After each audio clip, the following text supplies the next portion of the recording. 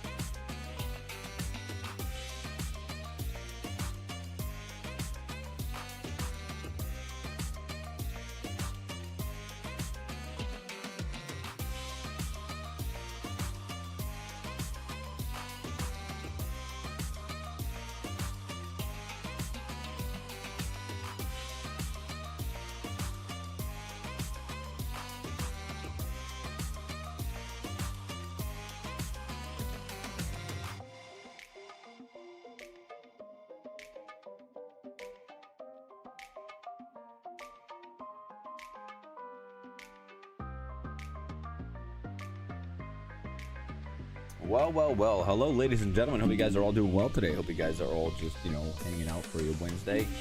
Hope it was a good hump day.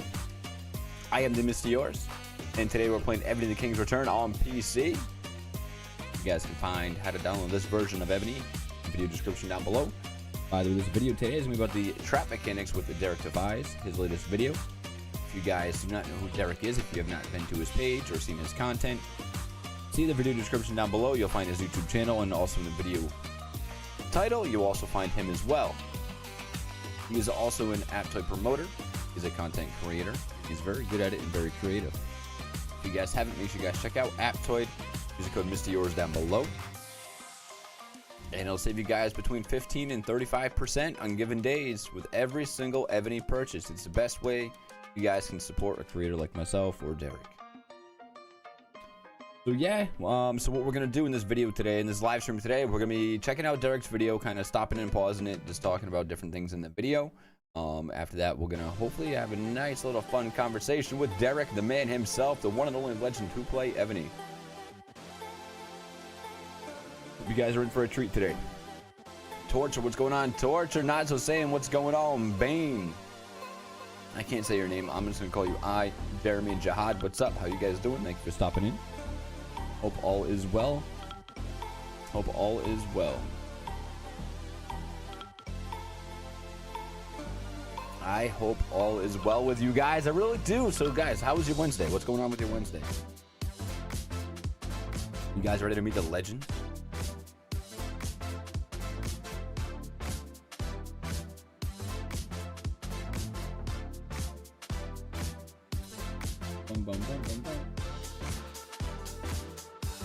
Hey, so I think we're only like 10 subs away from 2K, which is insane. Absolutely insane. So, I mean, I can definitely say after checking out Derek's video on my own time, now I've watched Derek's video probably like 4 or 5 times now, and I suck at math. In like, I suck at retaining information. We see a legend every time you post. Oh, come on, Jeremy, man. You trying to make me blush on camera, brother? Don't say that. Listen, I just hop on here and I just talk to you guys. I literally just wing everything and we just shoot the shit. You know, we just talk about random shit. I couldn't even tell you what we talk about half the time. We're just talking, you know?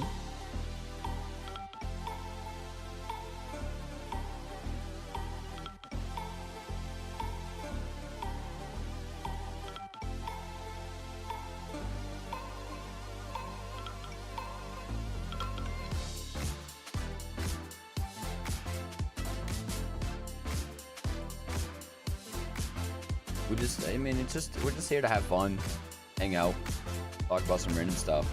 I'm just gonna give it a little bit, let some people trickle into chats, that way they can also take a look at the video if they haven't seen it yet. I want to make sure people see it.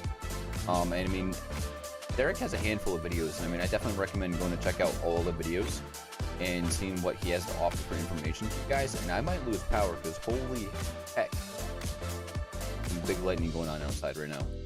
So if I lose power, I apologize. Sorry. If I do lose power, what sucks is generally I don't get it back for a couple of hours. Not so saying, you streaming today, by the way?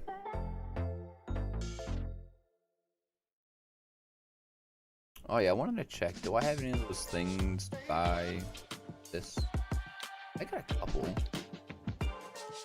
couple. Let's put 1.42% chance. You never know. Chance is a chance, right? Oh man, so by the way guys, just a quick reminder too, do not buy the debuff packs. They're a complete waste of money. I do not recommend buying them whatsoever. Don't do it. Save yourself some time and money. Wait until there's a better offer out there for you guys to get, because honestly, I mean, you get 4 skill books, and in the skill books you get all level 1s. You get repeats of level 1. You're not even guaranteed a level 4. It's a crock. It's a crock. Pile of shit. Say it out loud.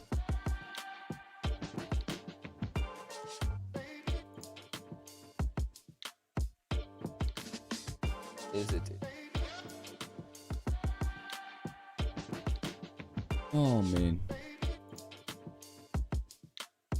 Everybody farming? What's everyone up to? Just doing Vikings? A tyrant down here just chilling. So I was king this week, right? And a lot of the times I don't see a lot of the smaller players get titles. So I went ahead and I started giving random people titles. People I never even met. Hopefully we'll make some friends from it. We're going to be giving out some titles to some people on the server that probably never really had a title before. Hopefully it just helps them out. Hoping for it anyway.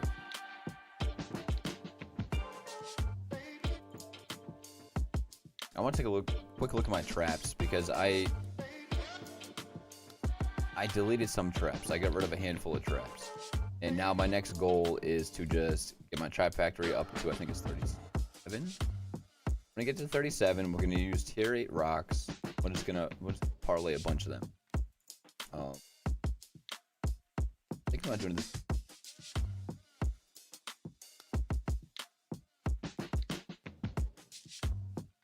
Well, right.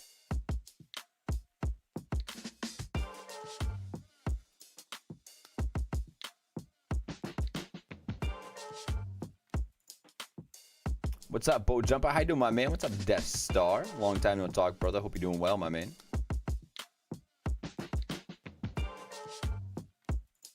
Hope all is good for you.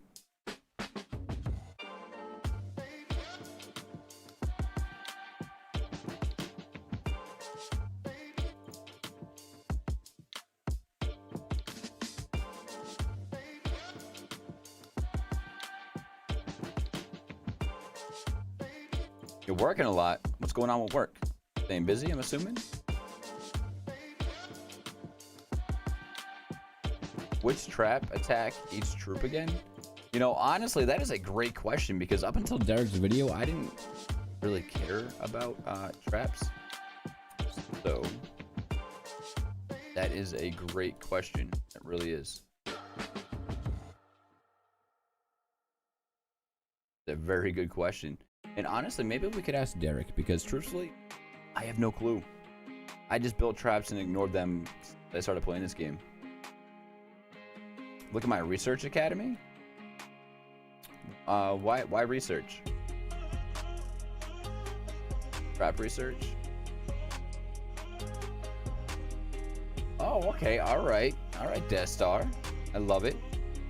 So you have increased single troop. So trap attack for the spikes is against ground troop. The Abatis is against mounted. Rock is against range. And fire arrows against siege. So, I mean, for me, personally, I'd kind of want to rock the fire arrow because I am most scared of siege machine hit. I mean, that's just how I feel.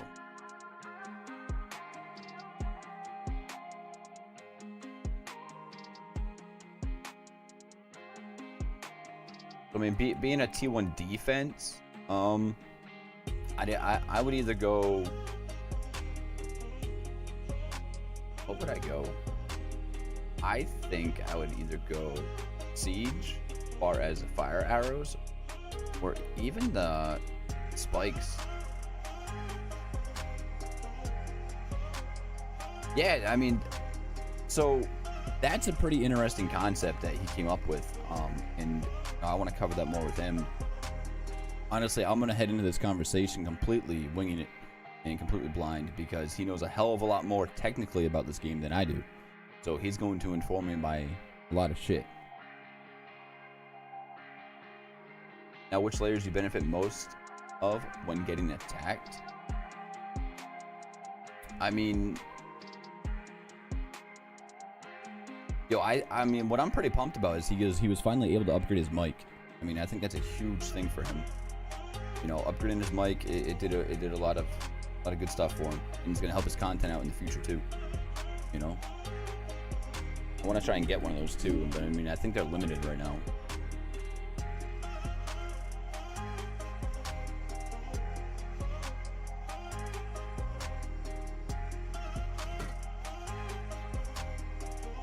You know, he's a lot more clearer, more crisp. Pretty good. Pretty good. You always layer traps? Well, honestly, have you taken the time to check out Derek's video? Because if not, we're going to watch it very shortly here. And I think you're going to learn a lot about that. I think you're going to learn a lot.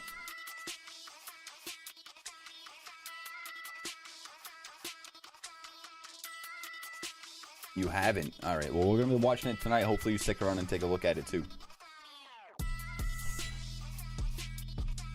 I think it'll be worth your while, bro.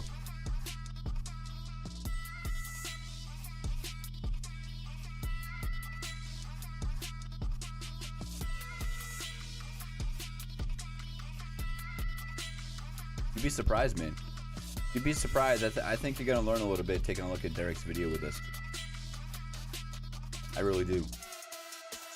Because, you know, I always thought the same way too. And what I did before I dismissed some of my traps, is I always layered my traps. Look, you know, like I have about 20k. I had about 20k layers each. I think that's what it ought to be, about 20ks. And then I just finished off the fire arrows at 70 something.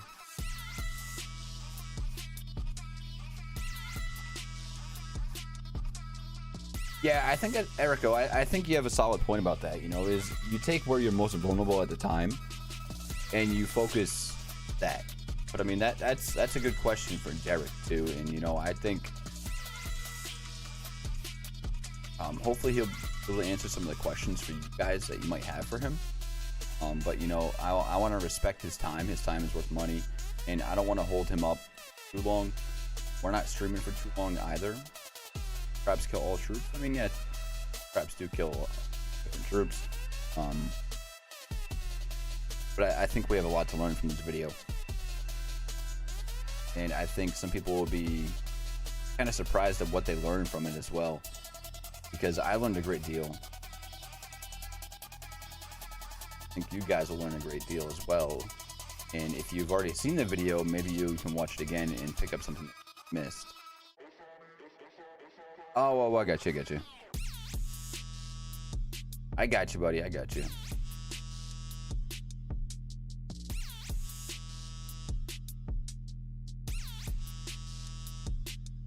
I don't want to hoard items too much before Evony, you know, takes all my shit. You open it.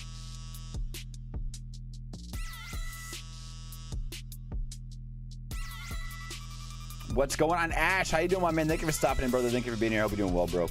Hope work's going good for you too. Hope your Evony growth is going well also.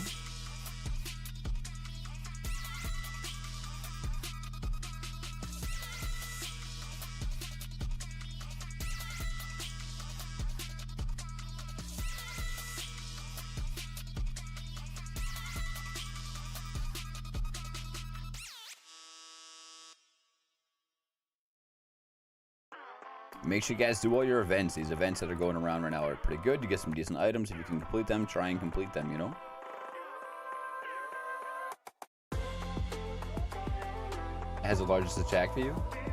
Brought snacks? Chewy, yeah, you were supposed to bring the snacks, man. You didn't get my message in Discord?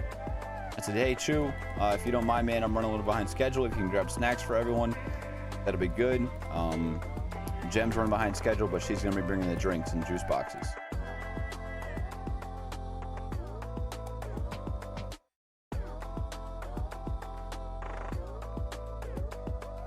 You forgot the snacks, dude? Thank you, Death Star. Chewy, dude, are you serious, bro? What are we gonna do now? God damn, man.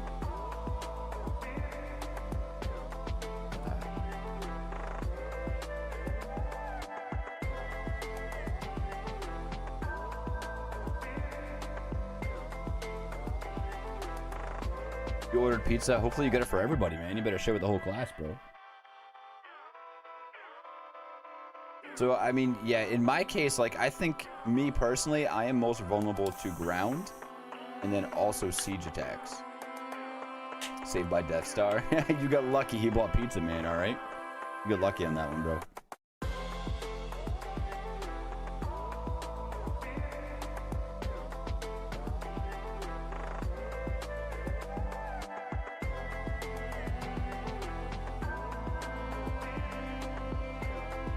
Why does it take so much stuff to get to K39, huh? What's the deal with Evony and alts now? So essentially, from everything that I've been reading and looking at and so on and so forth, is if, you know, don't take it too far to proportion. If you had an alt that you previously farmed or currently farmed, they're basically gonna wipe everything you got out of it. And, you know, one of the mails that I read is, we've seen that you consumed this much in-game items worth of this much money, so we're gonna take your gem balance, so on and so forth, until you completely pay back what it was worth. So just say that you had 50k gems worth of items in your inventory or whatever.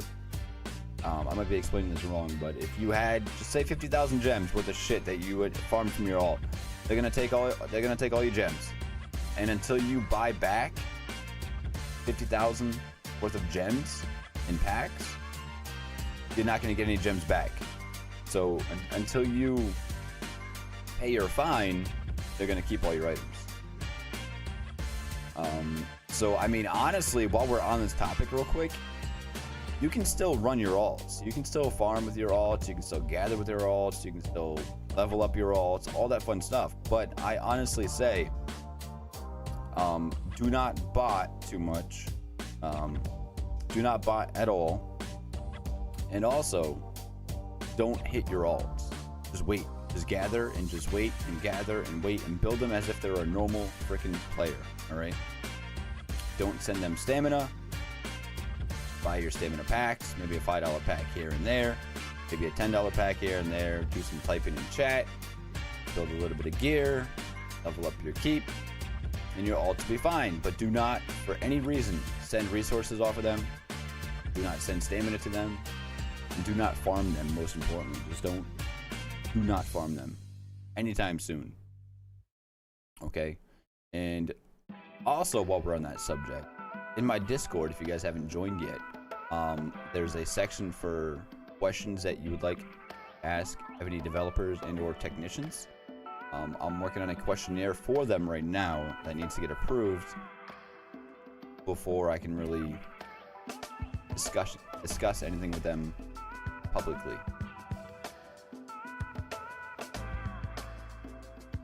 But you know, any questions that are approved to be answered, that you guys will find out now.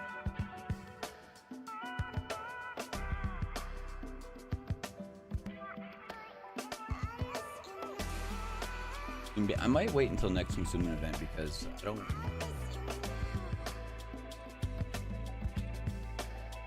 want to use up all my shit yet.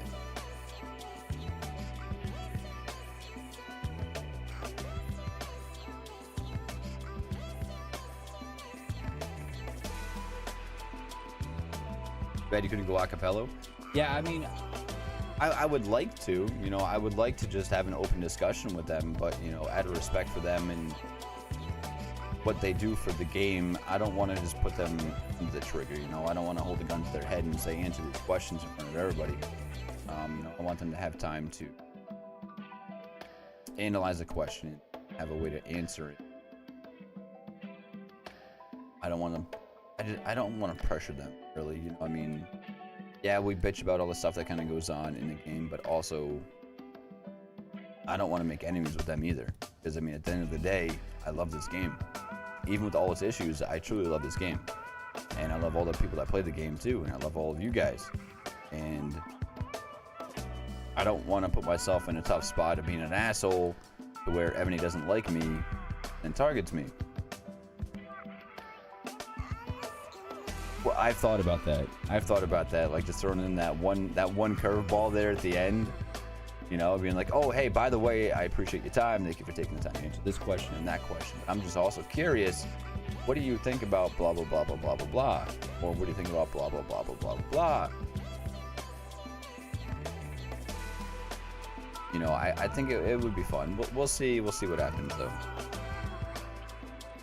We'll see what happens, man. I mean, I need to get approved by them first. I'm talking to them right now. It doesn't mean anything's gonna happen, but I can just hope, right?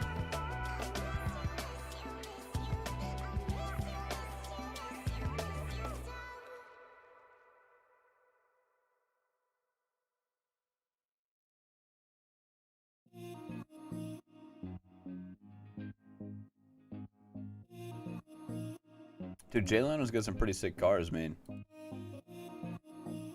Alright, well, first and foremost, I want to get into this video too. I want to get into this video so that way you guys have some time to watch it and all that fun stuff, and maybe we can just take a look over it. Because I honestly think you guys will be very surprised at what's going on. And throw you guys for a curveball. A lot of you guys, I think that lane range traps is good and all that fun stuff. We might have to watch it twice or 3 or 4 times. I've watched it enough and I'm still lost.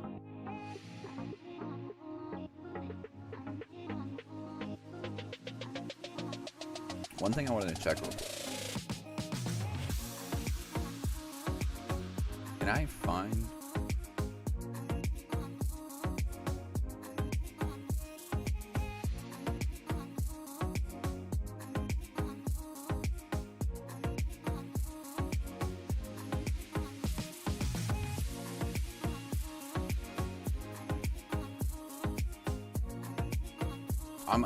this dude's gonna be stuck with this title. This was a guy that was point trading in SVS, and he's stuck with that title.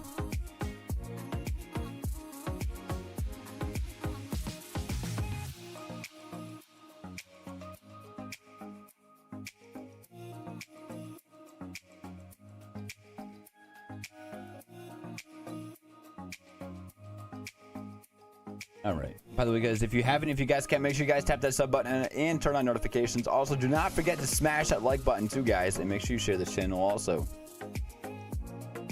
I'll top into it. Let's take a look at this video here in a minute. We're gonna have a night where we just have everybody in Discord, but I think that would get so freaking hectic. So hectic. Remember to DM you? I will, buddy. Well, don't you worry.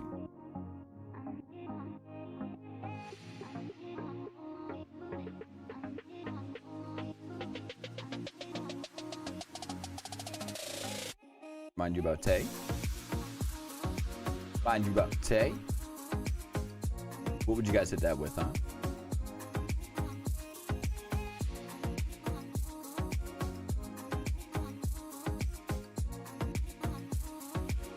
Dude, Tay's the man, bro.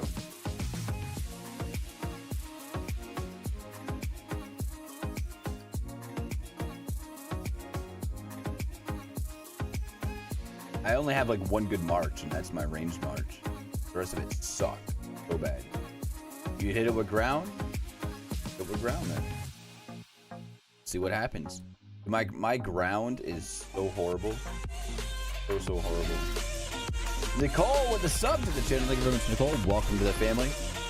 God damn it, that's so broken. You would smash? You would smash me? No, my ground is so bad, dude. Oh, my ground march isn't even set up right now. My ground march is not set up whatsoever.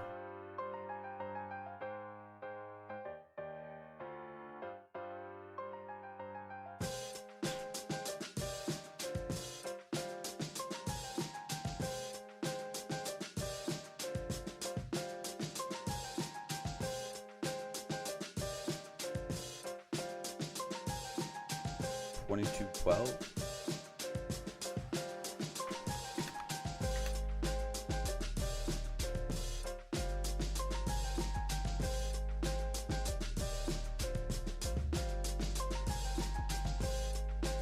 Yeah, listen, man, you know, I'm not a baller like you, all right, bro? I am not a baller like you.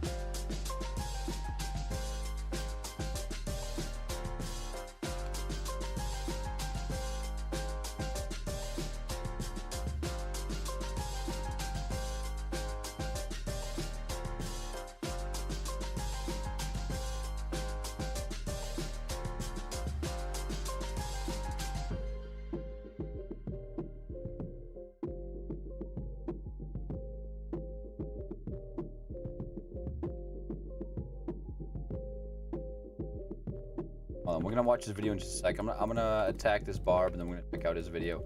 I'm just trying to skim a little bit of time, let Derek get home from work.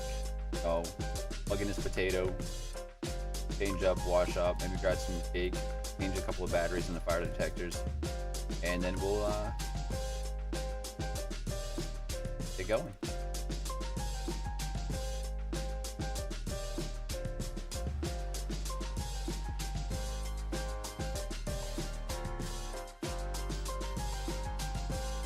How did it take this long?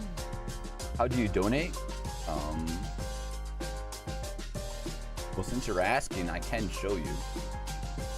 So if you're on down here, you go to the video description.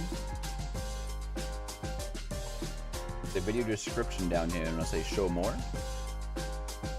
And there is a PayPal link. We'll bring you to Streamlabs.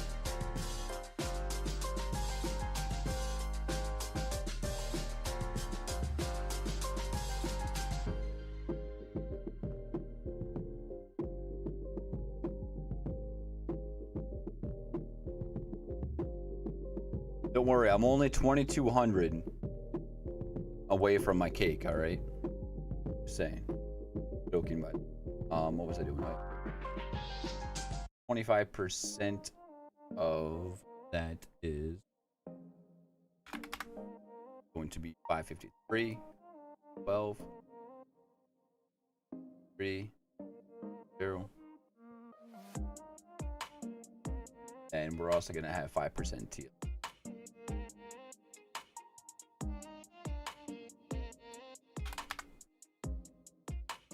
The cake is a lie. Your cake or their cake?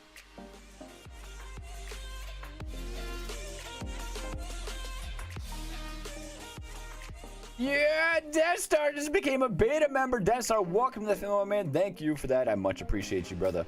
You are truly amazing. And don't forget that my sound alerts are broken, so you're gonna get that notification twice because you're a legend. And Derek, what's going on, Derek? How you doing, my man? Portal reference. Cake is a lie. What do I think about using Fafnir for the wall if you only have Celtic Dragon, Celtic Demon, and Fafnir? What do I think about it? I mean, I'll be completely honest with you. I don't know what his level 1 skills are, but I mean, if honestly, if that's all you really have to use, I mean, you can refine for it, depending on what you want to refine for. I don't think he's the best option, but I mean, he's also not the worst option. To be completely honest with you, you know?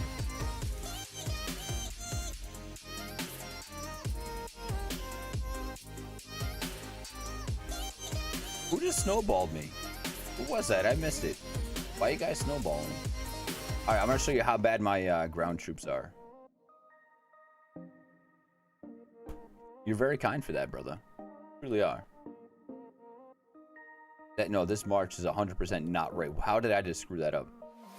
I know how I screwed that up. Bowery, what's going on, Bowery?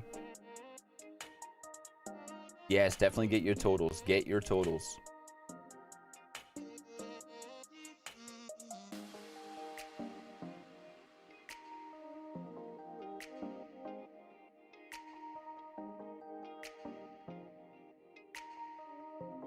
Well, that'll do it. Oh, where did I screw that up? Somewhere, did.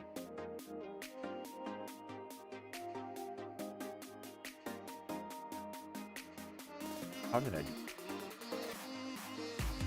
That's how I did.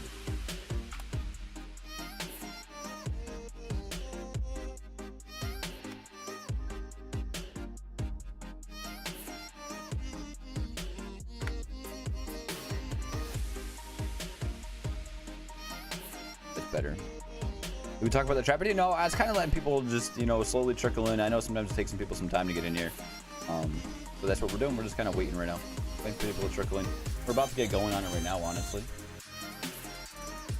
But yeah, bullet jumper, if you go to the video description, attack lost. Wow, I suck.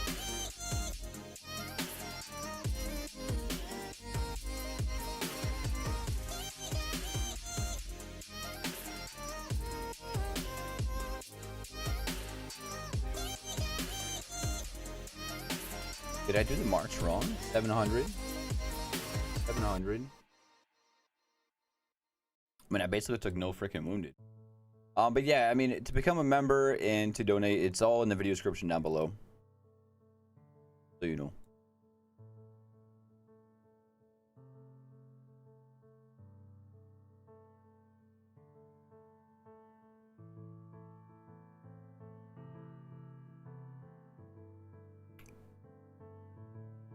That's a little better.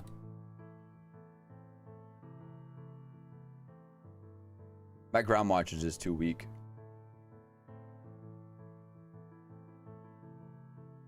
I hope he answers my question. Maybe you can talk about them here too. No, yeah, I definitely want to put up some questions up for Derek. You know, I don't want him to feel pressured. I don't want to flood him with, you know, questions or anything like that. You know, I want to respect his time. But, you know, now that we got this going, let's take a look at the video. Derek, if you are not busy, bro, you're more than welcome to hop into Discord. And just so you know, I always tell everybody just hop into the lobby, and I'll drag you guys into my room. My Discord is also broken right now, so I have to like click on Discord to use push to talk, which is stupid.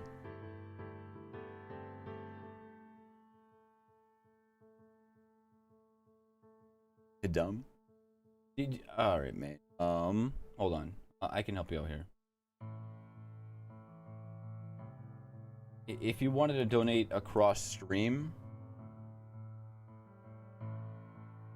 you trying to fix your potato? Did you peel it, dude? You have to peel it, otherwise it doesn't work. You have to peel the potato.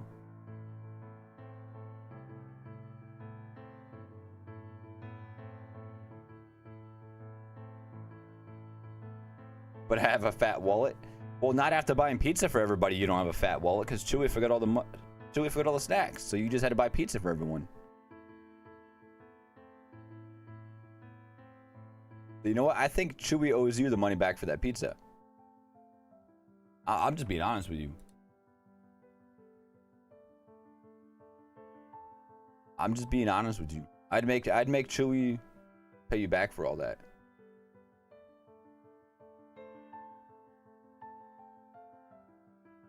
I can't wait to show you guys the people that haven't seen Derek's new mic.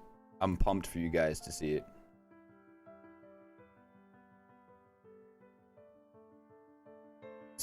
Sorry, bro. Send your PayPal.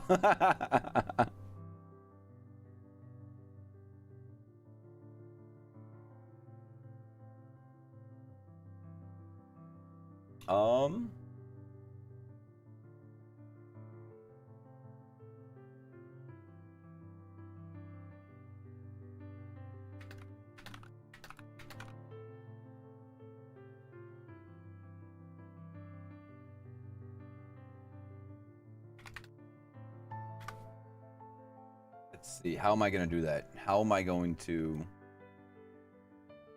can I overlay Derek into...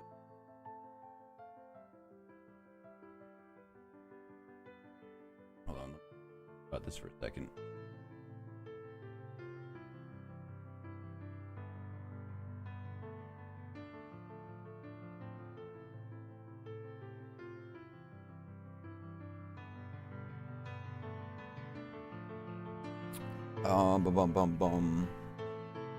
Add a new source.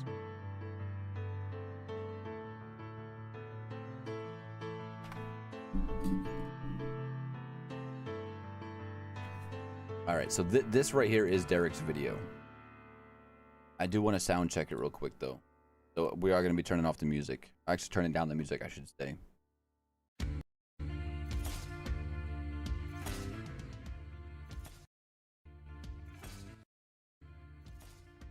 You have the music low. I want the music low for this. But I have to have some kind of music in my head, or else it screws me all up. Other guys, I wing everything. Just so you guys know, we do wing everything here.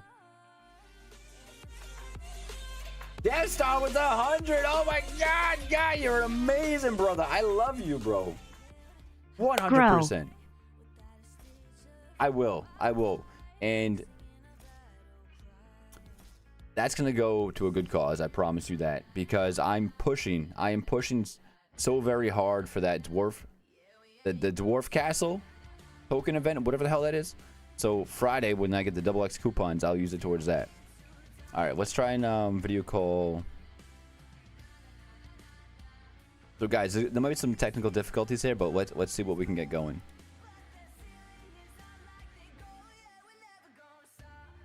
Let's see if we can get this to work, because I might be able to get this to pop out.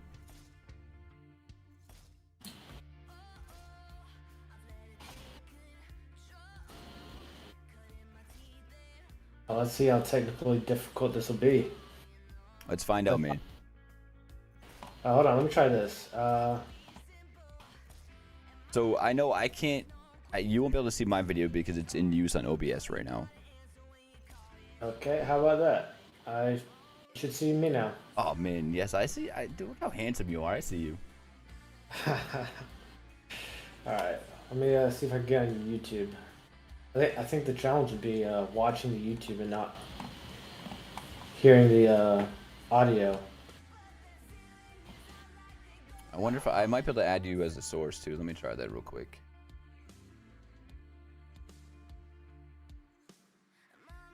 I hope. Alright.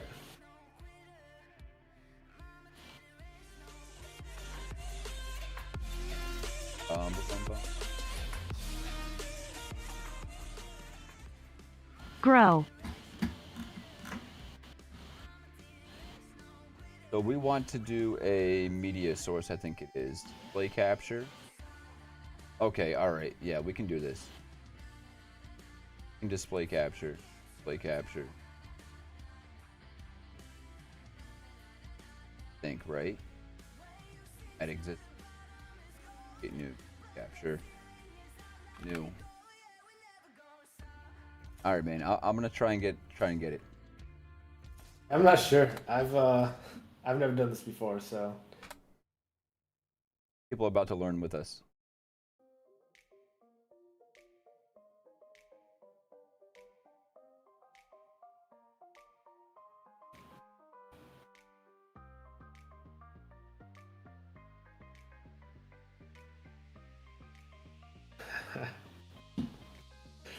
Alright, okay, alright. We're good.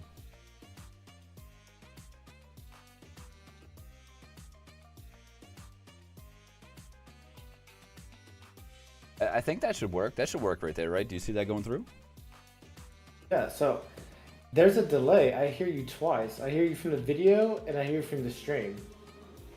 Yeah, so yeah, I do have a small delay on stream. So you might have to mute just the stream itself. Yeah, I can do that. Can everyone see him just fine? I'm assuming, chat, you guys can see him just fine. And hear him just fine as well. As long as everyone can see you and hear you, I think we're good to go. Yeah, let's go. Let's do this. All right, Derek's gonna teach us today. That's what's going on. I can answer some questions. I'll read the comments. All right, beautiful, man. Appreciate it. And by the way, Derek, man, thank you for doing this, dude. It truly is awesome. Thank you for your time, man. Absolutely. I was gonna donate to you, but the super chats aren't working. That's fine, For me. man. Just you letting me watch your videos on stream is more than enough, man. All right, let's do it. This video is brought to you by Aptoid. As you may have noticed, many Evony content creators are promoting Aptoid, and that is because Aptoid can save you 15 to 35% on your in-game purchases. It's like pink gems, but you get to keep your items. The I love savings how help me creative he upgrade is, my dude. mic, That's so awesome. so you no longer have to use subtitles when I speak. Use the promo code REDWIFI and follow. So I'm gonna stop every now and again. I'm just curious, how is that new mic working for you? Is it working good? You know what? I was watching one of your reviews on one of my previous videos, and nobody could hear you, so I knew that I had to upgrade the mic. Can you hear me fine? I can hear you just good. Yeah, it sounds good right now. Good. I have no idea which mic it's using. If it's using my laptop or if it's using my potato. It's gotta be the potato because you know what? It sounds so much better than last time. By the way, guys, make sure you guys use code I've Red Wi-Fi. yeah, I'm not a video editor. I just figure out the mechanics and then put everything together on YouTube. It's new to me. Well, it's creative and it's awesome, man. So definitely don't stop doing it. Follow the instructions in the So I description could buy a new below. bike. So welcome to the Ultimate Evony Defense Guide, I, where I'm I going to love teach you my the bike. mechanics and formulas you need to use in order to make the best defense possible. Any parent with an unplanned child can tell you the importance of proper protection. That is amazing right there. That And is it's truly no different amazing. in I love Ebony. that. With a proper defense, you can port next to a player 5 times. So are those people on your server or like in your alliance that you posted in that video right there? Yeah, so that guy, he's like a really small power player, and we were pushing for him to get wings, but then when we saw everybody's power in that server, we're like, man, you're gonna get torn up. So I made that for him. It's just kind of a that's awesome. hilarious SVS idea. I like it, man. I like it. Times your size and dare them to attack you. You can passively win SVS without ever sending a single attack, and you can dominate players that have spent thousands in this game with a free-to-play keep. This guide will be a culmination of all the previous mechanics videos, and I will cover different types of defenses, what troops Make sure roles you guys are in check out those defense, videos too. and what buffs matter. I'll teach you how to calculate how many troops you need in each layer, and I will break one of the most popular myths in Evony and explain why you should build wall traps, and cover the formula and mechanics of traps. So let's begin. We're going to start this off talking about traps, and I don't mean tier 1 mounted traps or the traps that you find on Tinder in Thailand.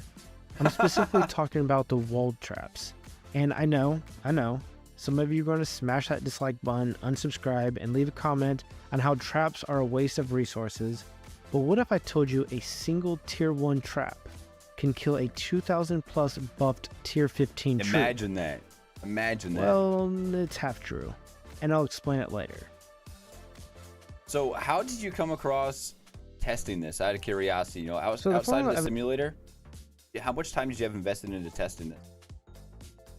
So, what I did with the traps is I wanted to know it for some kind of testing I was doing because, you hit somebody and you want to know, well, how many times does this trap hit you before you reach the wall, right? So if you sent mounted, does the traps hit you only once?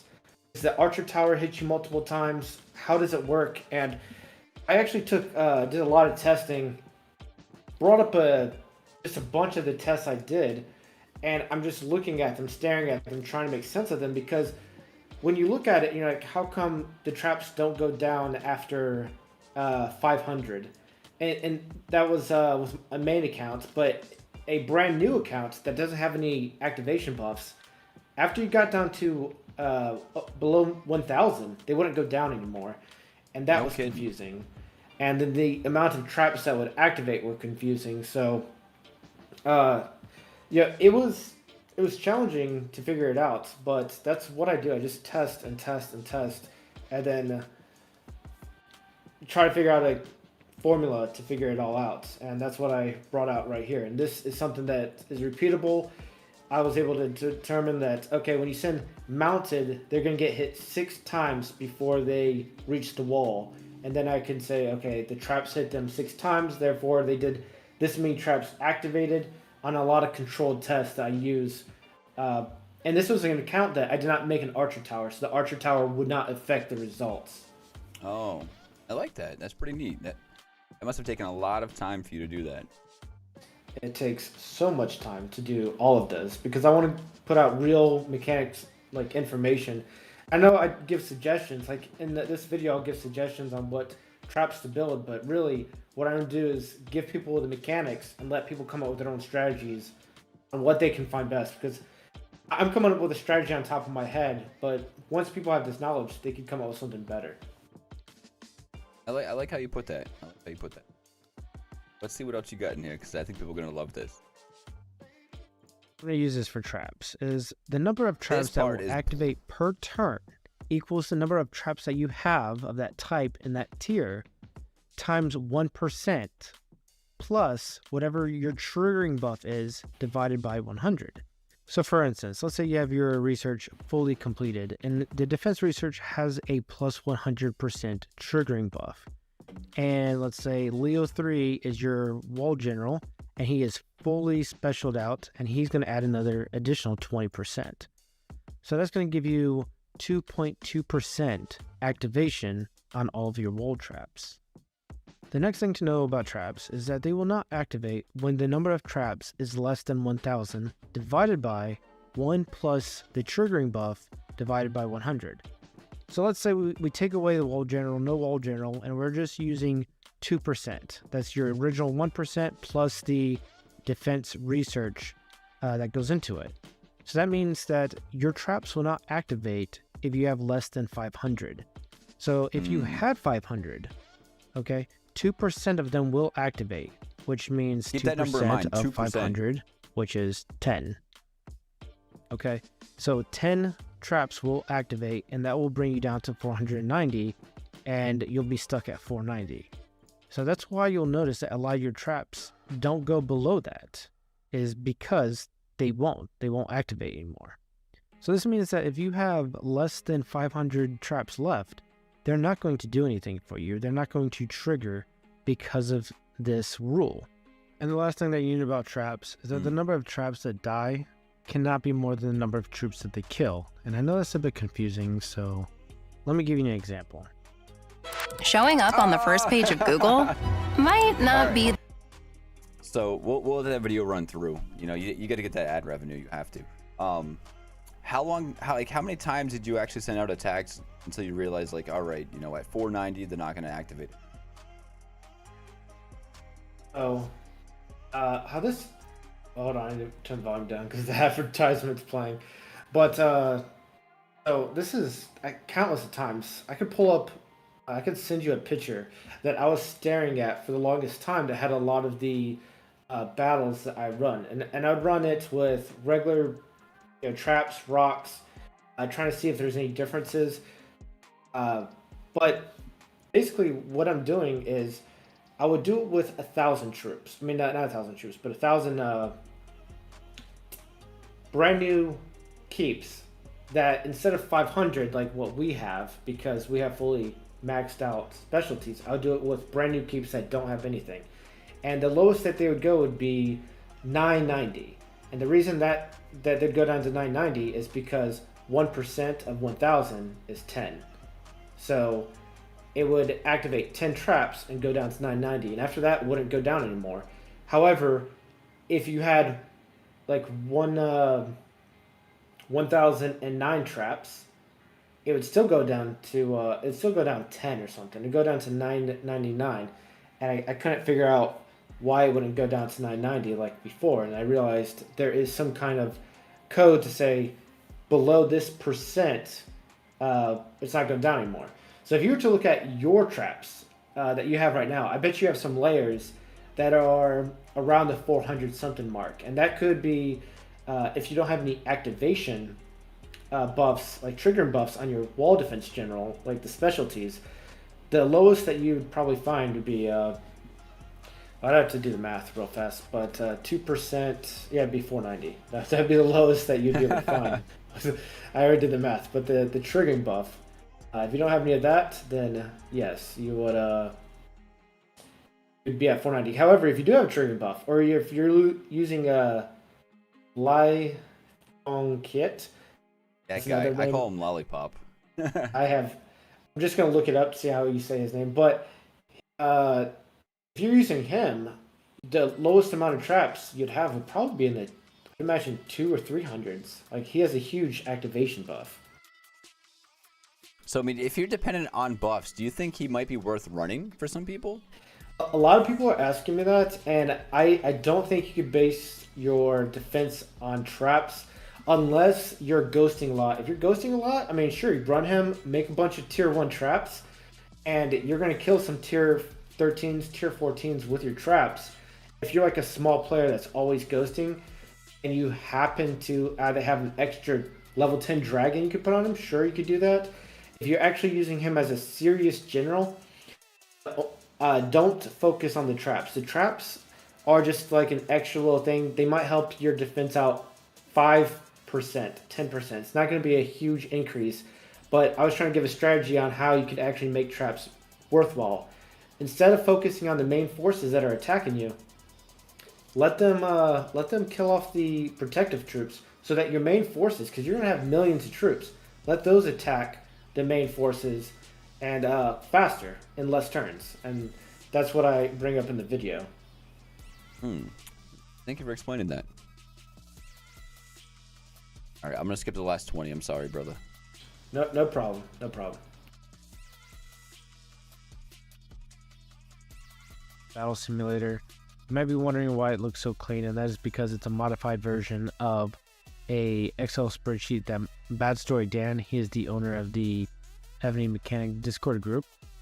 And what this is telling us is, whatever troop is on the left side, let's say this tier 15 ground, if it attacks this tier 1 ground, it's going to kill Anybody 3 have of them any in one in-between attack. questions? And this is without buffs, but it's basically telling you how many kills per tier 15 and ground troop you will have in one attack.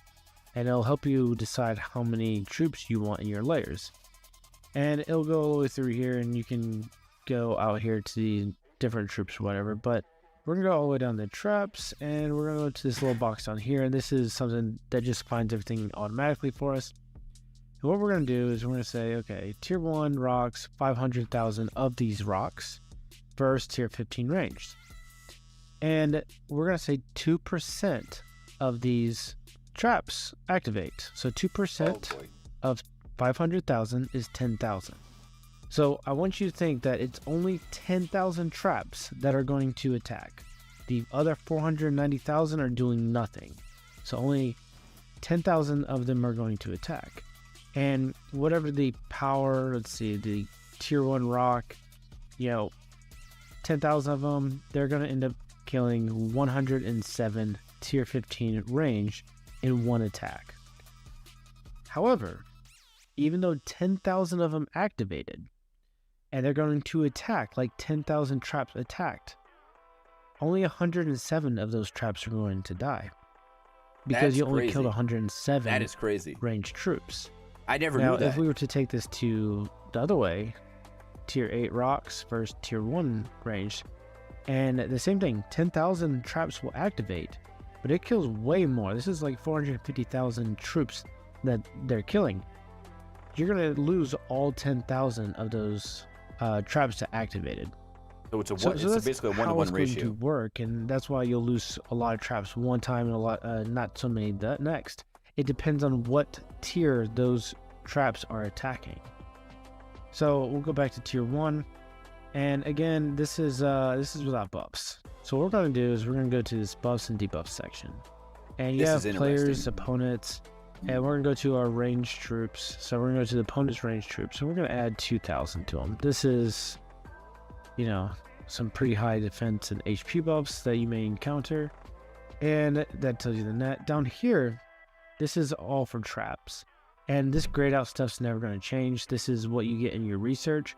Trap activation, trap triggering, this is, the 100% is what you have during research, and you'd add whatever you get from your defense general or any other kind of buffs that come your way that increases the amount of traps that trigger. And your Russian subsidies that give you attack, you'd also that's what I want to ask him. So we're going to go back. So I hate to stop there, but I'm very curious. You mentioned the Russian subsidies now. As far as people using traps, would you recommend a lot of players using Russian subsidies if they wanted to focus a little bit more on defense for the trap aspect? Yeah, so with Russian subsidies, the trap activation, with the trap activation rate and the trap damage that the Russian subsidies give you, it's a lot easier to take out the layers. And traps do a ton of damage. Like for a single unit, they do a lot of damage. And you notice that there's a limited amount of traps that you can have, so you can't make an infinite amount of traps. And if you could, this strategy would have been found out a long time ago, but you just make 1 billion tier 1 traps, and when somebody hits you with their tier 15s, you'd lose 1 million tier 1 traps, but you'd completely wipe out their entire army in one go. You'd lose nothing. So that's why Evony has a limit on them, because otherwise they could be overpowered if you used it. Even if people say that the resources cost a lot, and yes, they do. Also remember, Evony is made for battling all the time, whether it's in your server or in SVS. But when it comes to the Russian cities, yes, I think the amount of damage that traps do makes it so that it's easier to take out layers. Now, when I'm making this video, I was focusing on the higher layers, the tier 15, tier 14, because the traps are going to probably hit them first. But throughout the battle, with the layers that you're taking out, it's possible that your traps are also going to be hitting the tier 3s and tier 2s and tier 1s. And they're just going to wipe them out very quickly, which is great because that's going to prevent your tier 12s from wasting an attack on the enemy's tier 2s. So, right, so you're kind of essentially gaining an extra turn here and there. Right, and it's going to make it so that your troops, your actual damage can focus on the enemy's main damage, so you lose less troops, you use less speed ups. Therefore, you could argue that it's worth it. There are people that, after I made this video, they're trying to come up with calculations, come up with different ways to say, is it worth it, is it not? I mean, I'm not telling you that it is, unless you are a K40 and you're getting rallied. This is going to help you kill off those rally protective layers so that your main forces can get to the enemy's main forces faster. Makes sense. I like that. All right, let's jump back into to this kill per troop. And now you see is that smart, only man. He is smart. You guys need to listen tier to him. 15s are dying. And I know it seems kind of useless. Why would you do this? Because this is an insignificant amount. And yeah, this is, it's going to take 4 turns before a tier 1 trap, is going to kill a tier 15 ranged. But this also means that you're not losing traps. Your traps are still doing damage, but you know, it's going to only lose 1 trap after 4 turns. And it's going to be a lot better once you get down to, you know, the lower tier ranged troops. But this strategy is something that you may want to use if you're a smaller player and you are ghosting a lot and you're afraid that when somebody hits you, they're just going to kill all your traps. Well, making tier 1 traps is actually kind of worth it. Like, you know, even if you kill, like, okay, so this is 2,000%, but let's say... Yeah, that's big. That 2,000% is big. They're hitting you with a mountain march, okay? So they're hitting you with a mountain march, and let's say their range buffs are only 700. So let's go back. So now, you know, your tier 1s are going to be killing, you know, 2 of these tier 15s, and honestly, you're probably going to be looking at tier 13s at that level, but you're losing only tier 1s, you're losing practically nothing, and you're killing some of their tier 13s. And, you know, even if you were to get hit by tier 1s, you're still killing quite a few tier 1s, but you're only losing tier 1 traps. So it's the most efficient. I'm not saying it's the best defensively, but it is the most efficient, and there's no reason why you shouldn't do this. You know, basically I'm saying do this instead of don't build any traps at all, because a lot of people were afraid that traps were just so inefficient with the resources that they consume. So the other side of it is, if you are a big player, if you are a several billion power player and you're looking for the best strategy, the best way to utilize these traps to help defend against rallies, to help defend against players that are attacking you, what you're going to want to do is you're going to want to build exclusively tier 8. We'll pause it. And when I say this, I mean just one type. Don't build, you know, trap, arrow, rock, abitus. I love the cutscene here where he actually goes and Googles it and gets the proper way to say it. Or abatus, also abati or abatis. And then he adds in the smoke alarm. Come on, that's just epic. However you say that. You gotta appreciate that. Build only one of these. Don't build all 4 of them. And try to build the one that you're probably not going to be attacked by, because as we showed right here, we'll have a moment for questions. Well, the whole purpose of these traps are going to do is they're going to take out layers, protective layers. You don't want them to be attacking the main forces. You want them to, you know, act like an additional, perhaps reinforcement that is killing these protective layers. Yeah. So let's say, for instance, they're going to hit you with range. You know, we're going to say it's, you know, I don't know, 2,000.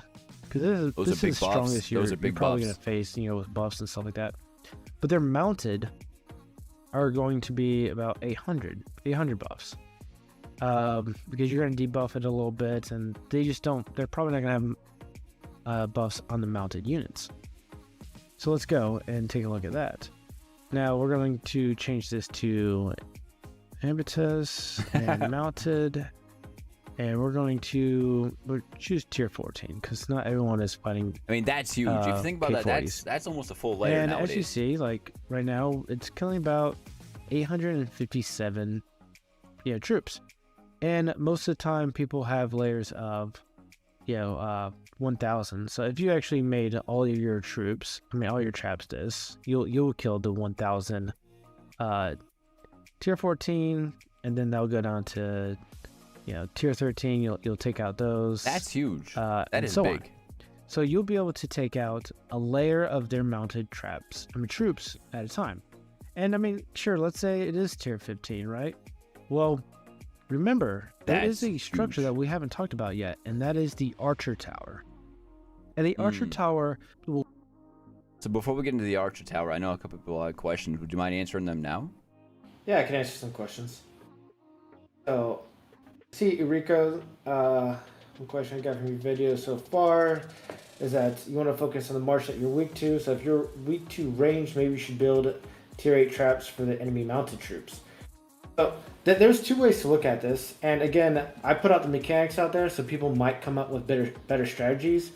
But look at your entire keep. Look at what you're good defensively. I know a lot of people make their large keeps good defensively with siege. So if you're good with siege, right, and you're weak against archers, it might be better to make arrows because how the siege ranges are, your bottom layer siege, your low tier siege, are not going to be able to kill the enemy siege on the first couple turns. In fact, it's like your lower tier siege are going to hit ground troops. Your mid tier siege are going to hit archers, and then your high tier siege, generally around tier 11 and higher, are going to start hitting the enemy siege. Maybe on the first or second turn with the tier 11s. It depends on your range buffs. Now, what you could do is if you focus on arrows, what's going to happen is your top tier siege are going to kill the top tier siege of the enemy. And then by the time they get closer, the arrows are going to take out their mid tiers. Now you could, in this case, because you're fighting like tier 11s, tier 7, like the mid tier sieges, you could make a lot of tier 8s, then a lot of tier 7s. That way you're taking out 2 of their layers at a time. The other way that you could think of it is like what you're saying, take out the mounted troops. And what's going to happen is if you take out the mounted troops, that's going to allow that your archers, if you're very strong with archers, it's going to allow your archers to fight the enemy archers next. Because archers will fight mounted, and once all the mounted are dead, then they're going to target the enemy archers. And siege, they'll fight siege, and then they'll target the enemy archers. So really, you have to look at what your strength is in. And that's what I would recommend. But then again, these mechanics are new. More experienced players could take a look at this and they might find better strategies. But this is what I would recommend. And it's better than just the making layers of traps without knowing what they do. Yeah. Mm-hmm. So I hope that helps. And the Marine Corps boat jumper, we are going to be talking about big keeps. And if... All right. Yeah, go for it. All right, let's do it. We'll target mounted units first. And when it's targeting the mounted units, it's going to hit them, and then your traps are going to hit them. And you're going to be able to wipe out those layers very quickly. Your archers are not going to attack until the second or third turn of the battle. Yeah, the archers are really far back when it comes to how the fights happen. So you're going to be able to take out those mounted layers, those protective mounted layers, so that your main forces, your millions of troops, can attack whatever the main forces are of the enemy. Whether they're attacking you with range or siege, you're going to get through those protective forces faster because these traps are helping you. Take a look at my Archer Tower. It's about 70 million attack power. And there is a modifier of 1.2, so it does 20% more damage to mounted troops. And if we take a look at the actual stats, so with the buffs, and we're looking at mounted troops, we have these stats right here. So if we do the math of these tier 15s, it's going to come out to kill about 600 troops per turn. Those formulas, so with man, your traps and your Archer Tower, you'll be able to take out layers pretty quickly, and by the time your archers reach here, the mounted, they won't have to fight the mounted. They can fight something else. They can fight the range. They can fight the ground. So that your archers are going to get past these protective layers a lot sooner. A Chimonid or a Camonid. Damn. The way that, dude, I gotta say, man, the way that you do your videos, I absolutely love them. You have so much creativity to them, and it throws you for a curveball at some point in your video, which is just very nice to see. no, I love the humor. Yeah, some of the things, especially in the beginning, I was afraid they'd be too spicy for Evony, but then I realized Evony is has a mature audience, so I figured I could get away with it. Yeah, I don't come across younger players too often. Yeah, I think that's because Evony specifically targets people that have money. That's a good point, I guess, huh? Does anyone have any questions for Derek? Yeah, no, I love, because it's a lot of numbers, right? And a lot of people don't like math. I get it, but a lot of people think this is a puzzle game. Some people think it's a war game. A lot of people think it's a dating game. But really, in the end, it's a money game. I mean, it's a money game, but it's also a numbers game. So, figure out the numbers, figure out the actual mechanics of the game allows people to make real decisions instead of relying on some kind of theories. Because you'll see 5 different theories out there on the web, and the thing is, you'll have experienced players, and they'll see things and like, hey, this works. They don't know why it works, but it works. And that's like the tier 1 traps, right? A lot of people, they kind of have an idea why tier 1 traps work, but a lot of people don't know exactly what's going on in the game. And it's been fun to figure this out. The only thing right now that's the biggest challenge for me is the speed and range mechanics. Because if you were to ask me which side goes first, the defenders or the attackers, I couldn't tell you. I couldn't tell you which side moves first because it all depends on how far they are. If they take a step back, then the other side will go first. And if they take another step back, they will go first. So it really depends on a lot of factors. So what I'm trying to figure out right now is the range, is to figure out, because they give you numbers, but as you see, the numbers don't always work out. Like, there's modifiers on things. Like, yeah, sure, they gave us the attack, they gave us the HP, they didn't tell us what defense did, but they didn't tell us that there's a modifier that makes ranged units do more damage to mounted. They just say range is good against mounted, but the numbers that they give you don't show that. So those hidden variables that trying to find has been quite a challenge. And like the Archer Tower, for instance. The Archer Tower, it really, that looks like it has a lot of attack. The 70 million attack that the Archer Tower is showing. Yeah. That's equivalent to 1,000 tier 15s with 1,500 attack buff. So it seems like a lot, but it's really just 1,000 high tier troops with good buffs, and that's equivalent to it's going to be useful to taking out a layer. It's not going to be very much for the actual battles. That's why when someone hits you and you're ghosted, or if you hit a ghosted keep, you'll notice that you lose about 1,000 troops. But the thing is, the Archer Tower is going to be hitting the top tier mounted. And the only thing that has more range than the Archer Tower is tier 13 and higher siege with a bracer or with a Achemenidae ring, whatever that is. So, but if you use this level 4 skill book, you're still not going to outrange the Archer Tower.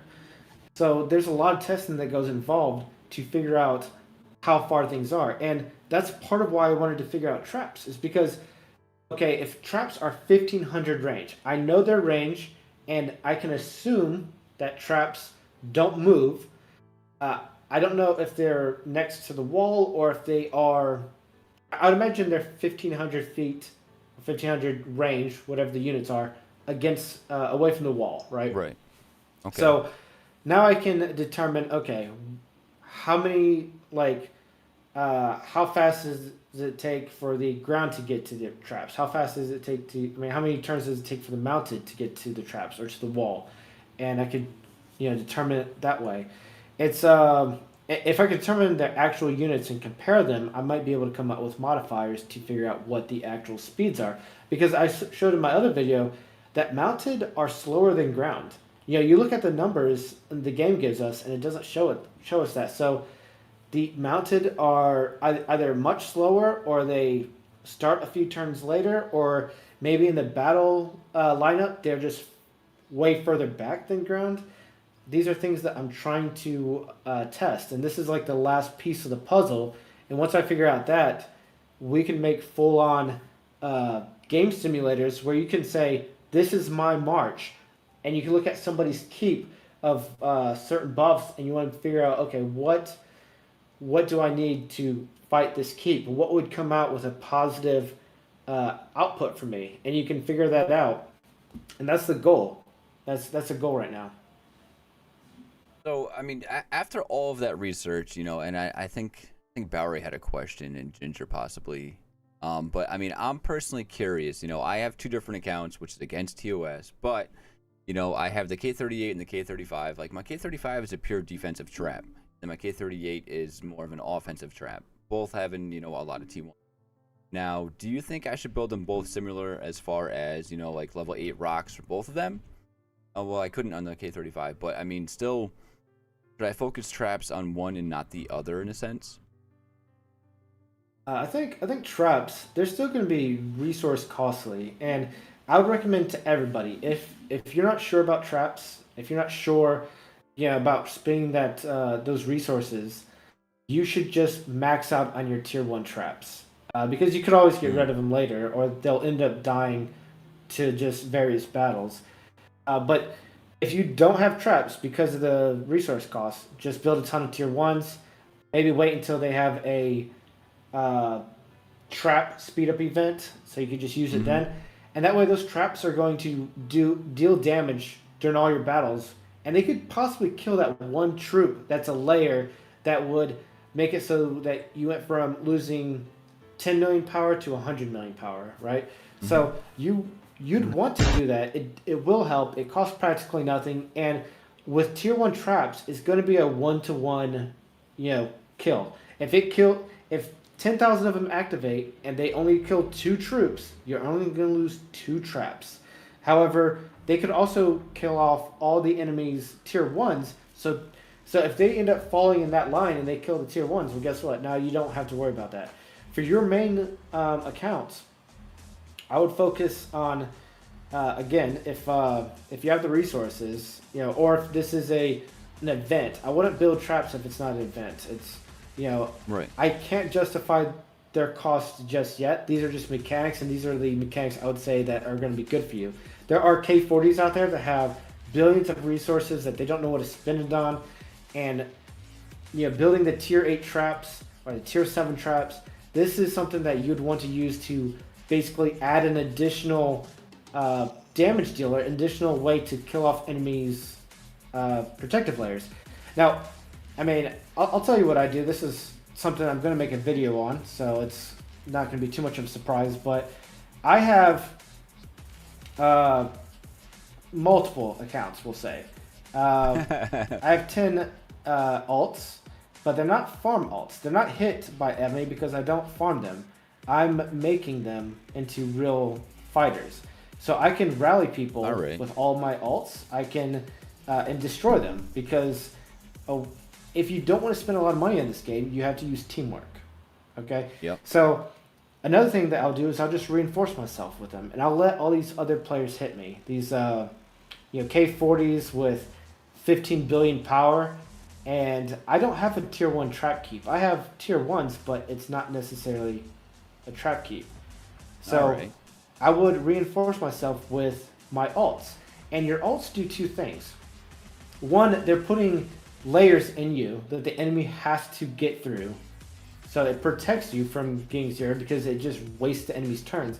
But you're also giving yourself siege or archers. Those are the ones I would recommend, because archers are the best protected troops. You cannot hit them with anything except tier 9 siege, but that's only for like 1 turn.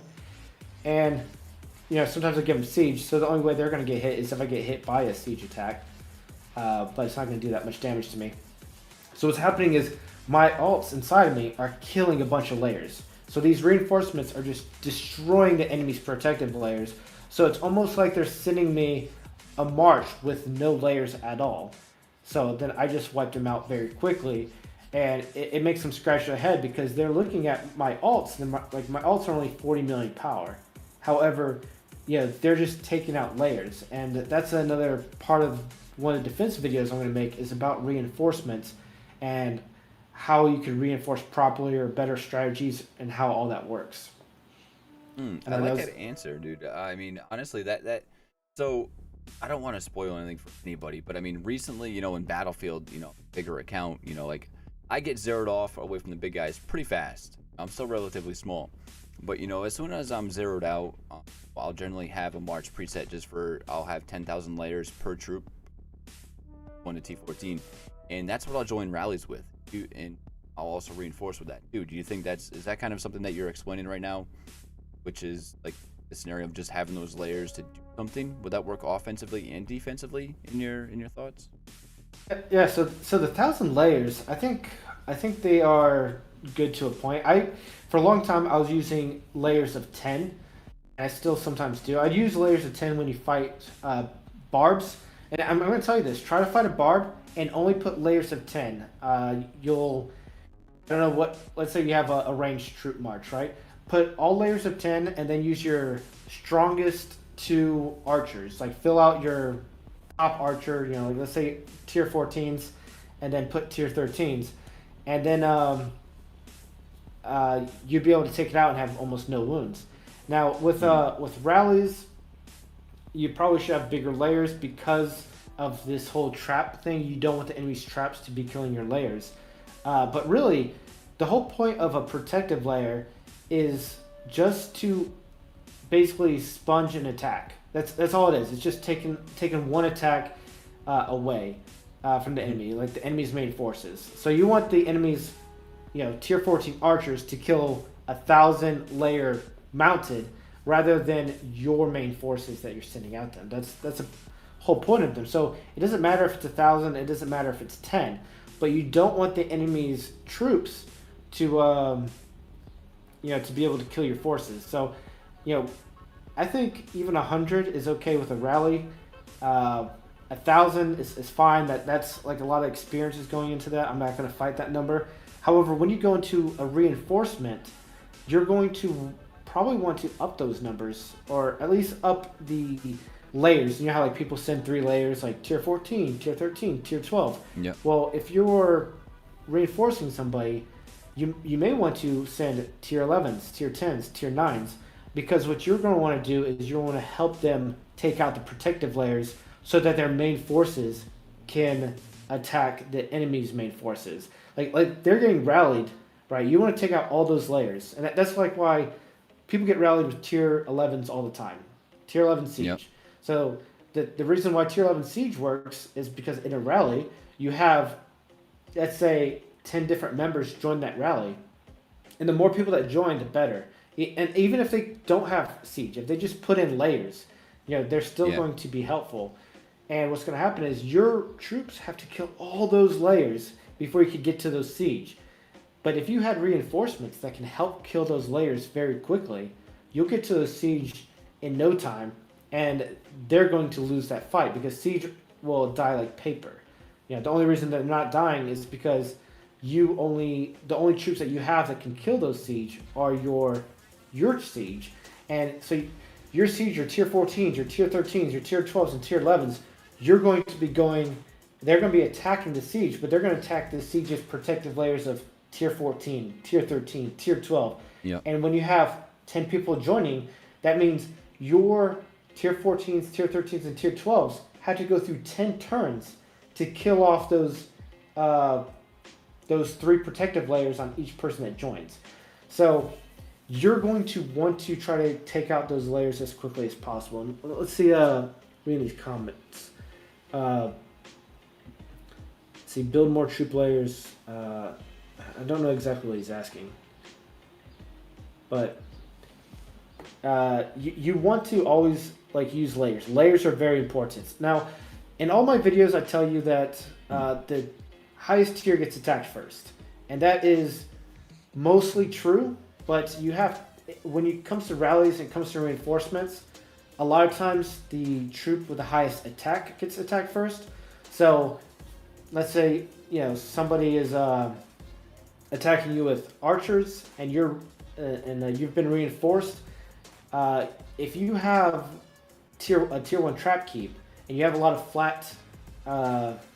flat buffs on your troops, your tier 1s are going to be hit before your reinforcements tier 8s, because your tier 1s have more attack based on the buffs that you have. Unless your reinforcements are a mounted reinforcement, generally what's going to happen is your tier 1s are going to be attacked before their tier 8s. So they do focus on the player with the highest attack first. And that's why it may seem a little strange on who's losing all these troops. So I don't know if that's for every troop, but that is definitely true for archers versus mounted. And it seems to be true for other units as well. I think probably siege, and haven't done full testing on this to see exactly what causes the priority for reinforcements, but that is true on those. You just blew my mind. I honestly had no idea about that. So I mean, depending on your own personal buffs in a rally, it's gonna target the highest to lowest in the order of who that is. Yeah, and it kind of made me think that. Now, this is like a huge meta strategy that if you want somebody to target your reinforcements, right, your reinforcements first, your protective layers first, it might be worth it to be like, okay, I'm trying to think of his name, Grant, like General Grant, right? Mm-hmm. He has he's siege, and he also buffs mounted. So if you reinforce with Grant, then therefore it might be that they're going to target Grant's mounted units first before they target your mounted units on your keep. And they're going to because he's buffing the mounted units, so his buffs might give him more attack and therefore attack his 1,000 layers before they attack your troops' main forces, whoever you're reinforcing. So that might be a meta strategy on the kind of generals that buff 2 people. Like, for example, Electra buffs mounted as well. So she's not going to be really good for reinforcing, but perhaps in a rally that would work where, her protective layers are getting hit or something like that. It's just something that I've noticed. And once, the information's out there, people can do all the, strategy building. And I think that's what's going to be fun about it is once you know the mechanics of it, you can come up with your own strategies. You can come up with generals that are generally complete trash from anybody else. But I like to look at these generals that people kind of discard as being worthless, and I try to find the worth in them. Like somebody in your Discord, I kind of mentioned Mehmed. He's the one that you get from the Kings event all the time. And he is terrible when you think of stats growth, but his actual archer percent buffs are close to that of Electra, and he also debuffs the defense on and HP on mounted units, the units that you're attacking.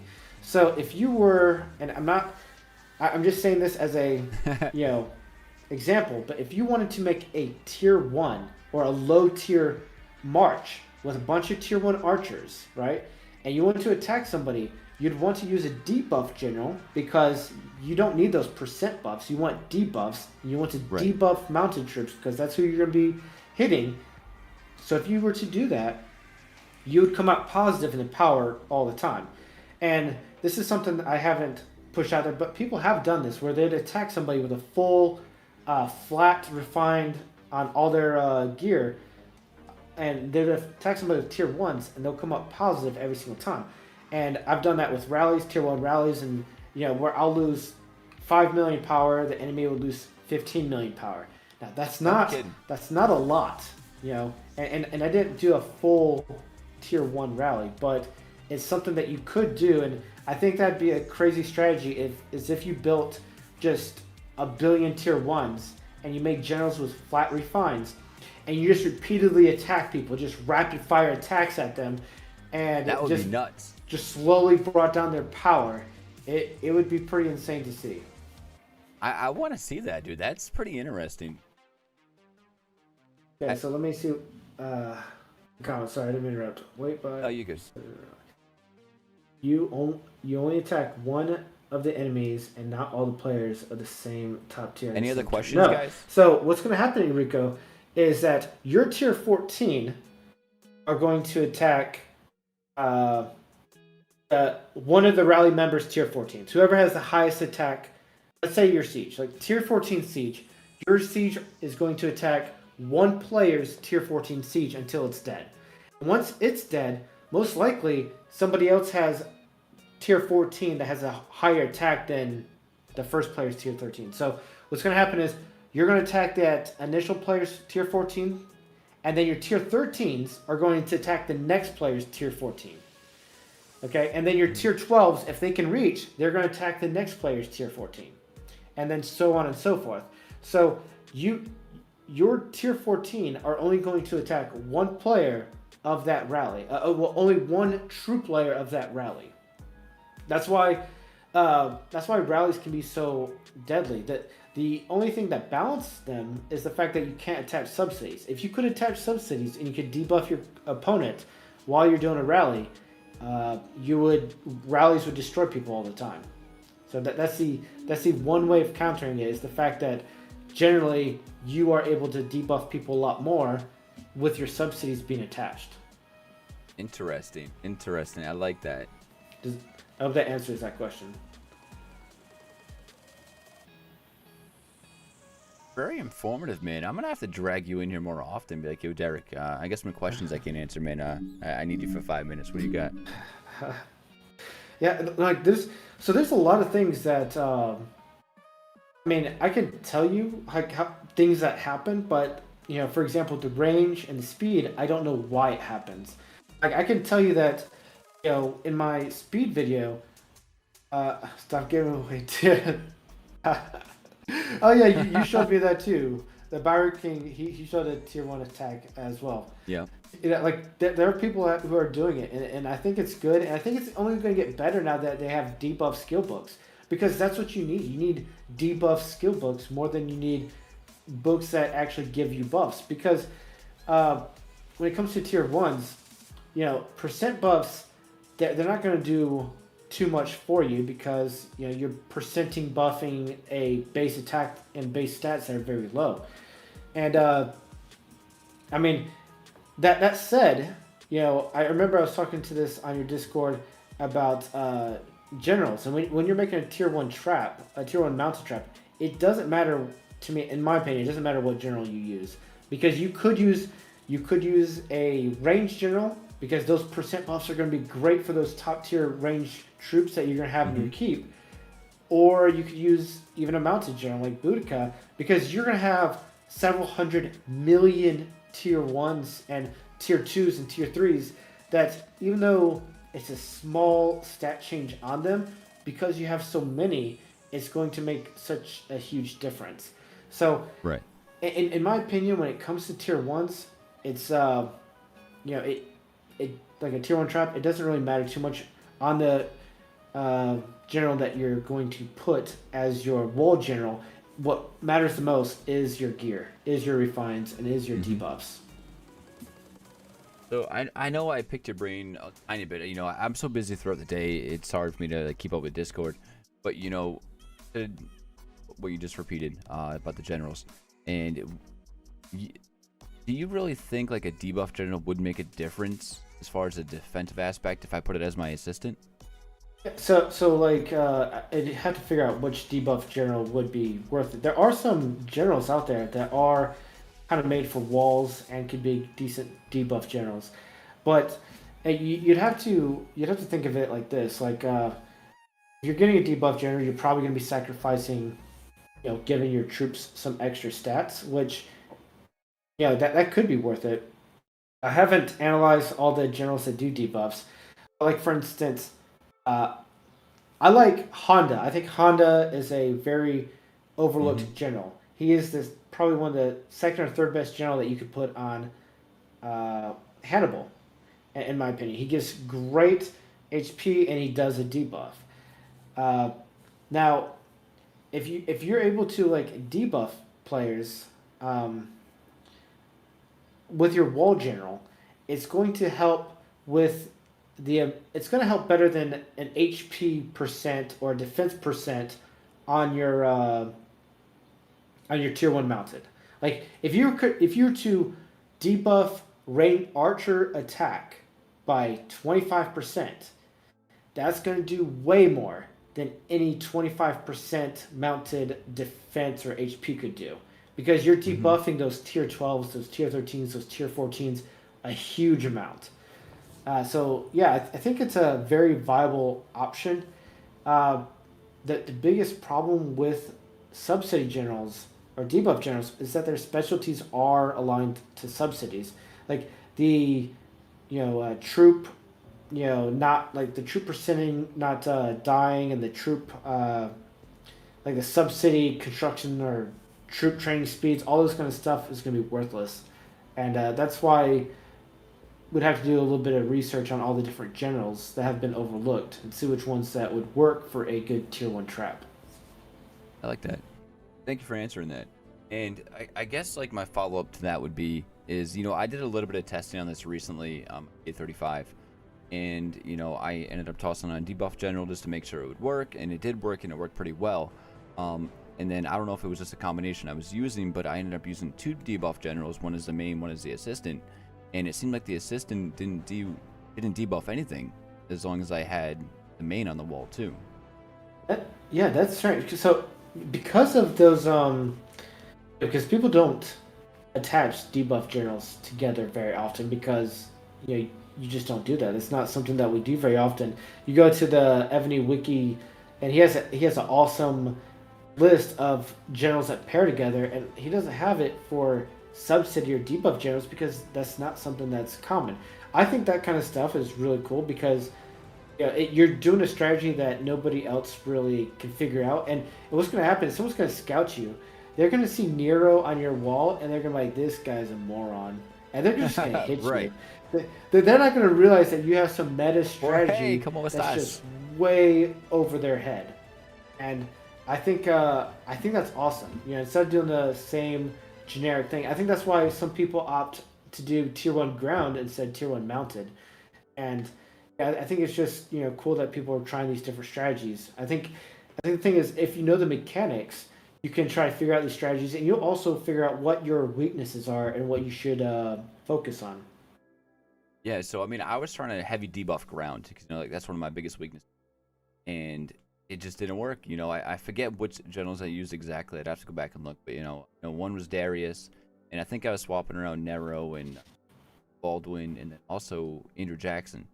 And I don't know if it was just Evony acting up or whatnot, but I could not get the second debuff, the assistant debuffs, to actually go through, which was confusing for me. I thought they would stack, but they didn't.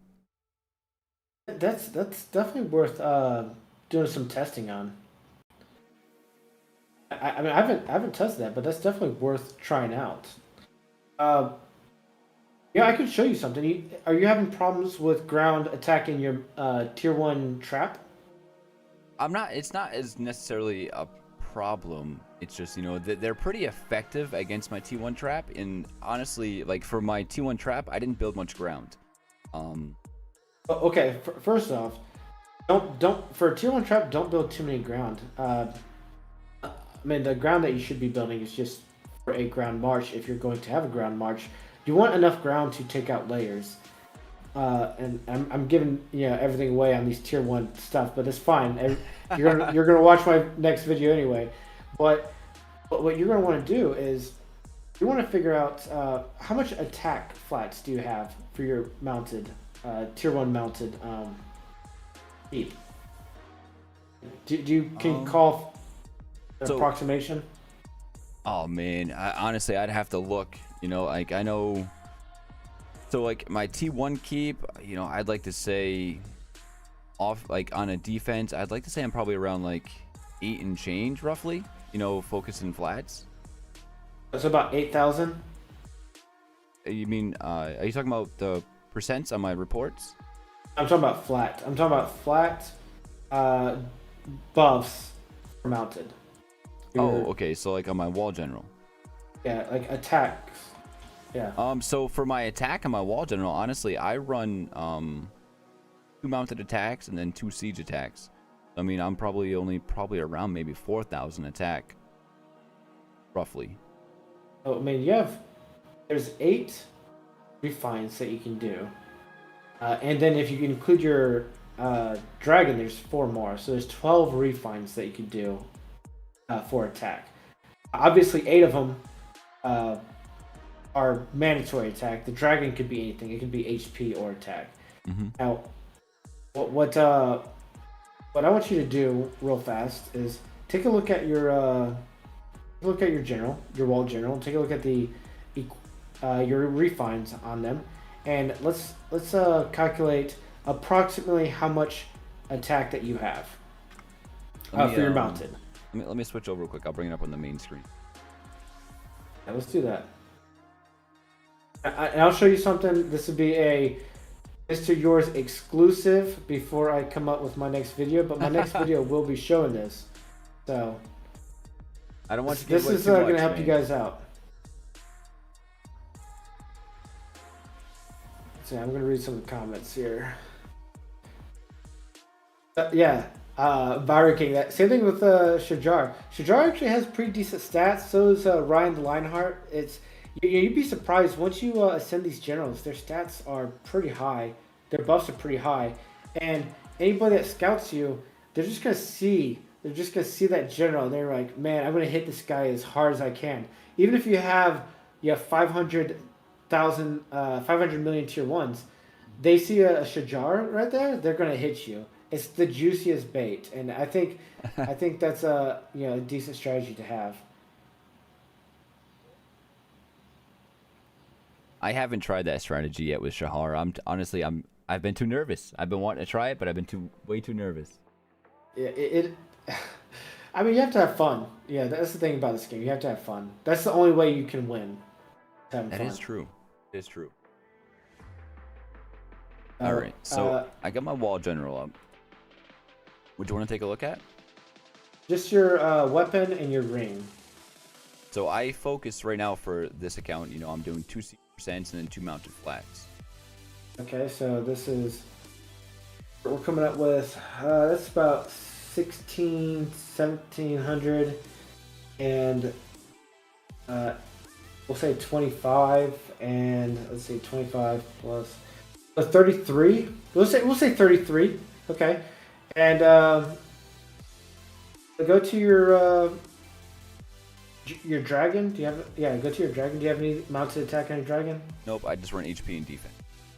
Okay. So that's fine. So we're gonna say 33, 3,300 mounted attack. Plus, we're gonna say 700% or 800%. Well, actually, you have Boudica. Do you know what your percent is? Like if someone was to scout you right now, do you know what your attack? So, Yeah, we'll say. We could say like 900, 1,000. That's what I would expect.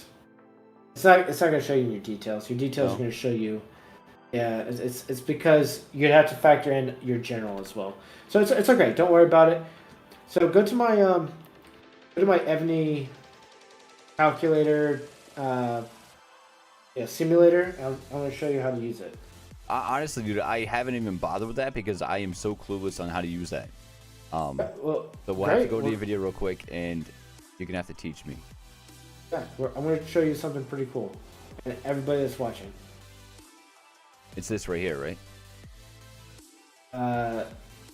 It's a thing that I tell people to make their own. Not that one. That one's a different one. Oh, whoops. The spreadsheet? That's like, it's a spreadsheet. You'll have to save yourself a copy. A lot of people don't save themselves copies. Some people just ask to edit it, and I have to tell them no. It's a little awkward. So I think you have to save yourself a copy to edit it. Can you change anything in it, or do you have to? No, yeah, I can't change anything. So can you say save yourself? Save yourself a copy. Is that at the top? Honestly, I'm gonna look like an idiot right now because I have no idea what to do with this. Share it, email it, download it. Oh, there you go. Go to make a copy. Make a copy. It's a number 4. Number 4. Make a copy. Then you'll save your own copy. Then you'll have it on your computer. Oh, there we go. Okay. Okay, so what I want you to do is go to the buffs section. The buff section. All right, Derek. Give me a second here. Let's see. Yeah, We got it's- buffs and debuffs. Not on the very bottom. I'm sorry. Go on the very bottom. You'll see. Yeah. All So, what you're going to do is, for yourself, you're going to only change the colorful numbers. Don't change anything that's gray. Okay. And what we're going to do is we're going to put your mounted attack at, we're going to say 900%. That's probably close to what it is. It might be more or less, but we're saying that's the opponent. Oh. No, oh yeah, it is. Whoops. Yeah, no. Maybe I should separate them out a little bit more. But just put your mounted attack at 900. Right there? The next one up, right? no, the percent. So there's a number for flat. Derek's trying to so- smack me. No, it's all right. The thing is, you don't know. Like, this is your first time looking at the sheet. I don't expect you to see it. So yeah, that's 900. Now we're gonna put that one that you changed before. We're gonna change that to 35. So for the flats? Yeah, for the red flat for the player, we're gonna change that to 35 instead of 200 or whatever it is. 3,500? Yeah, 3,500. Okay. Because what we're taking into consideration is your research and also your refines. Now, what we're going to do is the enemy ground. Look at enemy ground. And what we're going to do is we're going to change the HP and defense of the opponent. That's debuffs. Right? Yeah, right there. So we're going to change the HP and defense of the opponent ground to whatever you think whatever ground attacks you're getting. So if you go to the left side, you'll see buff, you'll see player and opponent. Wait, Yeah. I'm totally in the wrong spot, aren't I? it's all right. So look at number 6. Look at 6 opponent number, buff. Oh, number okay. 5. All right, buff. Number so, 5. So the first one's gonna be attack, and then it's gonna be defense, So- HP. Oh so my what god, it we're says it gonna right there. Holy shit! Look at that. Wow. Yeah, so what we're gonna So So what we're gonna do is change the defense HP to, let's say, 2,000, because that's the highest you're gonna see probably. The attack, it doesn't matter because no, not the flats, the Oh percent. damn it, Derek! I'm sorry, Sorry. man. It's all right, man. It's Excel. Nobody likes Excel. Okay. I've never used I it don't before. even like Excel. I don't even like Excel. All right, so I think I might have mastered it now. All right, so we got the HP in. Then we're gonna do Yeah, defense at 2,000. defense at 2,000. Damn, this dude's a big keep. Yeah, well, you want to think of what's the biggest that you're gonna be attacked by. 2,000 again, you think? Well, it doesn't matter what the attack is. We're just doing this. We're just doing this to make one little calculation. So go to the KPT or kill per troop tab. Kill per troop, KPT. All right, damn. So, We're gonna scroll all the way to the bottom, okay, there we go. All right, neat. and what you do after you scroll all the way to the bottom is you're gonna put in tier 1 mounted. That's what you have. Tier 1 Yep. mounted. And then you're gonna say, I don't know, tier 14 or tier 15, whatever you want to say of the ground. Yeah, well, let's go. Yeah, generally I run into T14s. Okay, tier 14 ground. And how many tier 1s do you think you have right now? Tier 1 mounted? On this account, we are currently at 286 million. Okay. Well, go ahead and put 286 million. I think that's right. Hope so. So, To maximize it. So, how many troops Click somewhere else to let it calculate. Oh, you're still on Abatus. Change that to mounted. Yeah. I was just testing you, man. I wanted to make sure you're paying attention. Abatus. Abatus. Okay, so you're going to be killing. So with your mounted right now, you're going to kill 116,000 tier 14 ground in one turn, and that is the difficulty of having tier 1 mounted. Is if you were to make let's say a billion tier 1 mounted, you'd be able to wipe out the ground pretty fast. Now the other thing you could do is, let's say a true tier 1 mounted trap keep, right? Yep. If you were to put most of all your buffs on the tier 1 ground, you would come up with 8,000 attack, or like 10,000 attack. So if we go back to the attack buffs section, all right. Yeah. So, and we were to change the mounted attack from 35 to let's say 10,000. So instead of 3,500, if you were to focus all of your attack buffs, right there, if you were to change that to 10,000, this is a true tier 1 trap. Like this is, you're not focusing on anything else. That's now a big difference. Wow. Yeah, you're taking out 500,000 tier 14 ground in one turn. So that's gonna basically, you're gonna wipe out their and this is tier 14 ground with 2,000% buffs on their defense and HP. So you have to think that you are just gonna shred this up, and that's with the amount of troops you have right now. Think about if you had double that troops, you'd take out 1,000,000 tier 14 ground in one attack. And of course, if you had a billion tier 1 mounted, which is a long time, that's a lot of macros. You're going to be able to take out the entire tier 14 ground in one attack, and you won't even have counter attack damage. This is the strongest buff you're going to see. Most likely, you could debuff this below 2,000, but I'm saying worst case scenario, this is what you're going to face. And if you're to build more tier 1s, you're going to be able to wipe these ground out a lot. And when people say, hey, ground's giving me trouble, I usually ask them, what are your flat attacks on your generals? Like, what's the flat attack refines on your general equipment? Because you could make it so that your tier 1, as soon as they reach an opponent, they just wipe them out in one hit.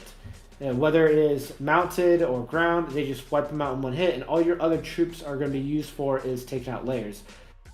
The exception I would make for that is ranged, because I think ranged, all layers of range, if you just maybe instead of doing some flat mounted, do some flat range as well, range will help you also take out layers. And the great thing about range is when they're attacking ground troops and they're attacking mounted troops, they don't get to counterattack damage because they're out of range. So they're going to be attacking, they're not going to receive counterattack damage. And I mean, I don't know if you recall what counterattack damage is. Do you want me to? That's okay, great. So that started me on the whole, what's his name, Saladin, I call him Mr. Salad. But I was wondering, if we use someone like him, would that have any effect on the counterattack damage? So when it comes to counterattack damage, this was one of the craziest things. Like when I was figuring out these numbers, I could figure them out. Like I figured out the formula, but I couldn't understand why sometimes I would just lose so many troops. And it's like, okay, well I know how much damage the first attack does, but how come I'm losing troops? And that's when I was able to figure out that when you kill a troop, and if you don't wipe out that entire layer, you receive damage from the troops that you've killed or wounded. Now, what I think happens is I haven't calculated this out because it's narrative to me, but there is a certain amount of kill to like a wounded percentage that you have, right? And all these extra buffs and debuffs that you have go to this. So brand new, if you were to attack a keep, you might have all the troops that would have died would be wounded, or vice versa, or something like that. So I think what happens is there's a certain amount of troops that are wounded whenever you attack somebody, and the death to wounded ratio and the wounded to death ratio of different opponents will affect that. So when you're attacking an opponent, you have a certain amount of, hey, this is how many troops that would have been wounded that are going to die. Now, I don't think it affects the battle. I don't think it makes it so that you have a better chance of winning. I just think it kind of makes you a dick. You just kill their troops instead of wounding them. So that's awesome. Yeah, but the reason I showed you this is this calculation is so you could kind of have a sense of like, okay, maybe I could focus on this other strategy, or maybe I want to make more mounted troops, and that will help me fight off these ground attacks I have. Like, I mean, look at the kind of ground attacks that you take. Look at how much debuffs you have on them, and then try to figure out like, okay, it might not be 2,000. It might be like 1,500 is what you're generally expecting, especially after debuffing them. But you'll be able to calculate, okay, I've made this many tier 1s. I can wipe them out in one hit. And at that point, you don't need to make any more tier 1s. Start making tier 2s. Because what you're going to want to do is you're going to want to take out 2 layers at a time. You want to be like when somebody rallies you with the ground, you want to take out boom, boom, just 2 layers at a time. So that's why if you're making a tier 1 trap, it's imperative that you're also making tier 2s and tier 3s as well. At tier 4s will start costing a bit more in points than the other ones. I also have like if you go to like actual stats or something like that, it's a tab. It'll tell you how much points that each troop loses during SVS or Battlefield, and that's another thing I'm going to cover in my videos. But I think it's all very important when you're talking to people about strategies in these games, because most people when they fight each other, they just look at power. But it is possible that you will lose less power but lose more points in an SVS or Battlefield, because some troops are worth more points than they are with their power, especially the mid-tier troops. If you were to look at the mid-tier troops, you'll notice that for the amount of power that they have, they give a lot more points than they probably should. But if you look at like tier 14s and stuff like that, they have a lot more power than the points that they give. And power is just an arbitrary number. It's just it's not, power is not correlated with points. It's close. You're gonna kind of have a general idea who came out successful, but it's one of those tabs down there, and I think this is a great tool for anybody to take a look at. I'm definitely. Oh my god, what did I just do?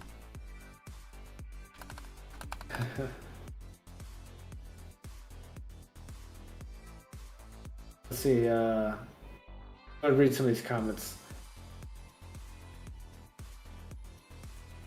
Yeah, I think you were skipping there. I don't know if it's Discord that's lagging behind or whatnot. I don't know how to fix that exactly. Skipping in terms of my volume? No, yeah. So I think it's on my end. It's not because I can hear you perfectly fine, but for them, kind of like a stuttered audio. No, I just have a natural stutter.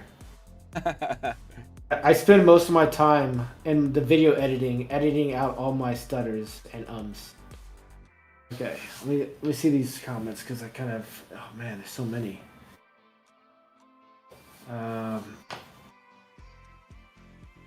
Okay, another question. If there's time for the Ball Dragon, Flat Attack, or Flat HP for Tier 1 mounted defense. So here's the thing with Flat Attacks or Flat HP. If you're going straight for a Tier 1 defense, yeah, you're going to want both. Flat HP is pretty good, but as I just showed you guys, you can calculate how much attack you want. You could go without attack and just make more mounted troops. It's just basically, trying to balance it out. However, if you're only using mounted as as basically a wall. Like you're not using them to kill anything. You have an entire like defense. You're just making it so that when people attack you with range attacks, they're not just going to blow right through your entire keep. In that case, you just really need to focus on flat HP. And don't refine anything on your dragon for defense over HP. Like you can, if you get a good defense refine, keep it, sure. But if you're changing it, trying to decide if you want defense or HP, HP is generally always better for everything. It's very costly to refine after you get a good refine like that. So, I mean, also be aware of how much refining and all this stuff costs. Let's see. Import. Let's see.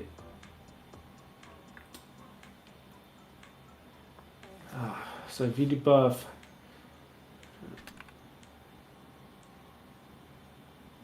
And yep, that's true. Colbert is right. Oh man, comment section got crazy while I was talking. I had it full screen so I could help you out with the Excel spreadsheet.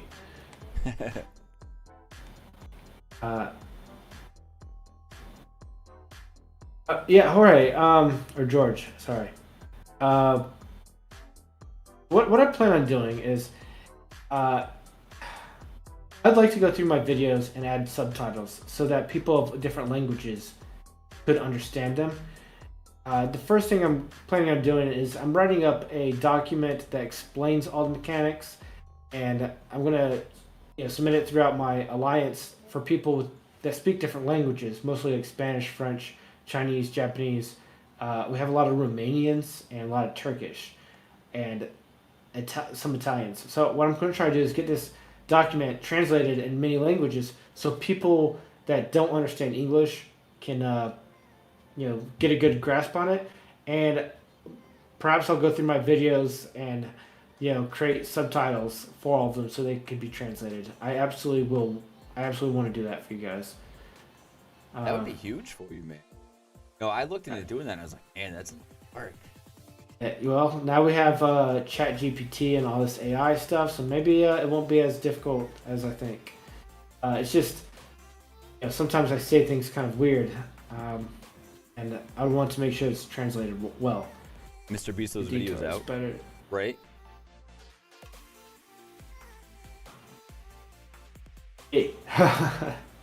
Let's see. Is yeah, the workbook, the Excel spreadsheet, that's on my channel. It's in my description. It's free to everybody. Just make sure you make a copy of it, because otherwise what's going to happen is a lot of people that aren't familiar with these documents, if you just try to say, get permission to edit it, I get an email, and it's basically you asking to edit the document, and it'll save, and then I'll go back to the document, and it's been changed. So make yourself a copy. Well, yeah, but it's just, I get a lot of emails. It's just like, hey, this person wants to have access to your document, and it's kind of weird because I wish I could just say, hey, here's a document, everyone has their own, but you have to make a copy. I'm not I can't make a website for it just yet. There's other people that are better at that than me. Oh yeah. Okay, I see where people are talking about my audio. See, I got to pick your brain later about the range flat refines. Buy me later in case I forget. Go, yeah. I mean, it's actually a really cool strategy. I mean, obviously, you're not going to take out a lot of power, but if you could do that repeatedly, if you were to send 5 attacks and each attack, like positive on your end, you're only losing tier 1s, and you're killing off 10 million power every attack. You just killed off 15 million power, and you lost tier 1s, which are super easy to heal. Right. How high do you go with layers of pure tier 1 keep? I mean, the Barrier King, really what you need to do is use my little sheet, figure out what your attack is, and you'll be able to figure out, what you're going to be killing with it, what kind of damage you're going to be doing. And you'll be able to change it. My layers are tier 1. Yeah, tier 1s, tier 2s. Again, tier 3s are good after you get those. Just so you could take out layers so fast. Because generally what people do is they'll have their 3 highest layers. So if you have your 3 lowest tiers completely full of troops, you're going to wipe out those 3 layers in one shot. So let's say you have a mounted tier 1 keep. Once your troops are able to get through the enemy's ground and mounted, you're going to be able to kill off their ranged troops, for instance, with your tier 1s. Because I'm saying, for instance, if they attack you tier 1s. So you're going to be able to kill their ranged troops in one shot once you get to them, which is going to be great, and you're going to lose so few troops. You're also going to not lose so many troops on counterattack. That's the problem with a lot of times is when your troops are attacking somebody, when your tier 1s are attacking a main force, you're still going to lose lots on counterattacks because you just killed off 500,000 of their top tier troops. That is like if your tier 1s got directly attacked by those 500,000. So it's no kidding. Wow. Yeah, you're going to make a lot of tier 1s, and I mean, I know some people make 1 billion tier 1s. If you've made 1 billion tier 1s, it's time to make 1 billion tier 2s, okay? A lot of troops. And of course, obviously, the whole ghosting. The other thing that you can do is if you are kind of like me, I'm a hybrid defensively, you can ghost your high tier like 14 mounted, and even your ground if you want to be extra careful about it. But you ghost them. When you see a blue dragon or any ground dragon, get yourself familiar with the dragons. As soon as you see one of those coming at you, unghost them, and you'll just shred them so fast. Because they'll probably scout you, and they're like, okay, this guy has no mounted. I'm going to attack him with a ground march, and then you unghost your mounted, and they're instantly in your keep, ready to fight. So it's important to be aware of that. Another thing I'm going to tell people in my video, so you guys are getting all that top, juicy content, is make a march, make a preset of healing like 10 of every troop. It could be 1 of every troop. I do 10 personally. 5 of every troop. It doesn't really matter too much because every time you get hit, you want to heal that as soon as you can because you want those layers to be there, those protective layers to be there as soon before they hit you with something else. So you can always heal that, and it costs nothing for healing. It's 30 minutes of healing. The one thing that we started experimenting as far as taking rallies is, you have to do a lot more research, but we started. We're building a lot of T7 to T10 range, finding the flats wall gen. Pretty decent permanent. Dabbling later on in the future. You're saying you're doing flats on range for defensive? So yeah, like right now, like on my K38, I'm focused mainly on mounted flats, but I refined to ranged flat attacks on wall gen, and I'm going to be attacking probably around 20 million 7s, 10s just for ranged. That's only for rally purposes. I can say if you're doing flats, you like flat range attacks, you should have millions of troops from tier 1s all the way to tier 11s. All the way to tier 12s. Your range troops, and this is, again, something I'm going to say in my defense videos, are one of the best defensive troops because they don't leave you open to any attacks. If you have a ton of range troops, nobody can counter that. They could send ground, but guess what? Those ground are not going to attack the ranged troops first. They have to get through all these other troops before they get to your ranged troops. And if you had I'm just saying 1 billion of every ranged troop, you're going to kill those ranged troops. They're not going to be. You're going to kill the ground troops. They're not going to get to your ranged troops at all. Siege. All right. Siege attacks siege. However, like I said, tier 9s will attack range, but that's only for one turn, and then they'll attack siege. Because they're still getting closer. They're trying to get close enough to attack siege. Range, they have to kill all the mounted units before they can attack your range. So,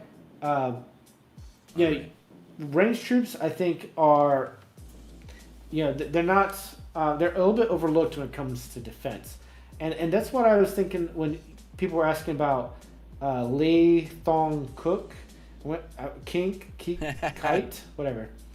That's what I was saying about him is, like his trap stuff is awesome because no other general can really compete with that.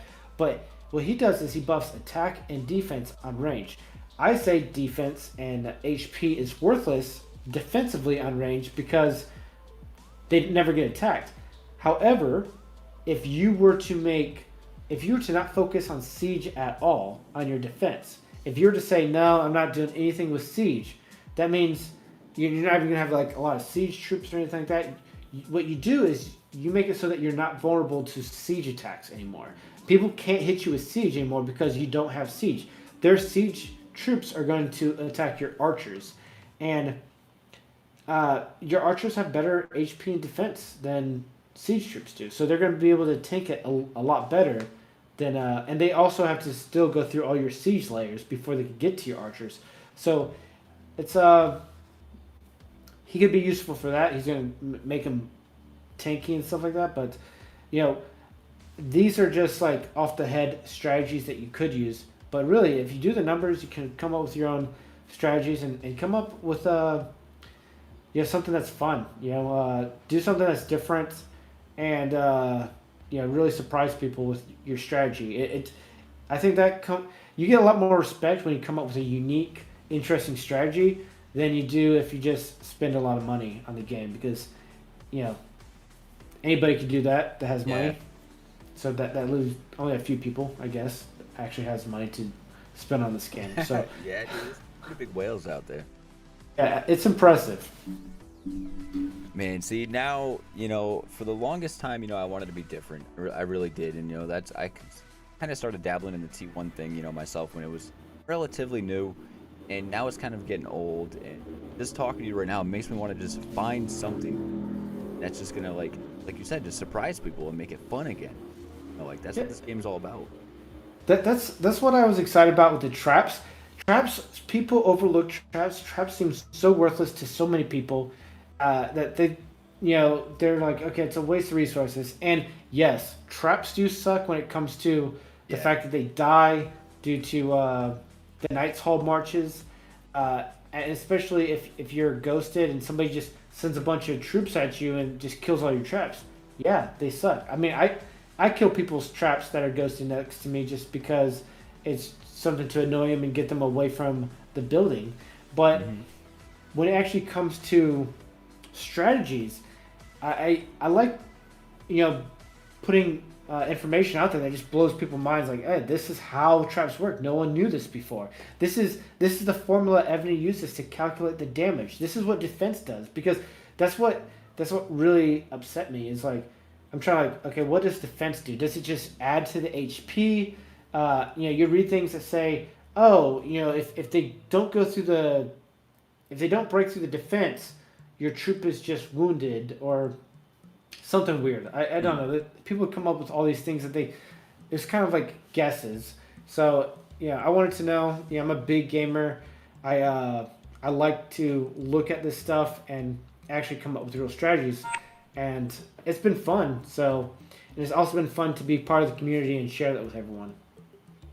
I think you've had a pretty big impact, man. And I think you're going to continuously have a big impact on people because you're willing to do the work that a lot of people are not willing to do. I must commend you. Very impressive, man. A lot of time and commitment here with people too. Yeah, it's honestly, you have no idea how many times I've spent just sitting in my chair, staring at Excel spreadsheets, staring at the results of tests, trying to figure out like, how does this work? Getting frustrated, sleeping with a calculator and a notepad. Like this is Oh man, formulas out there, and it's like, oh, that's simple. Oh yeah, it's just 1,000 minus your intriguing buff. Like, how did you not figure that out so soon? But when you have nothing, you have nothing to start with.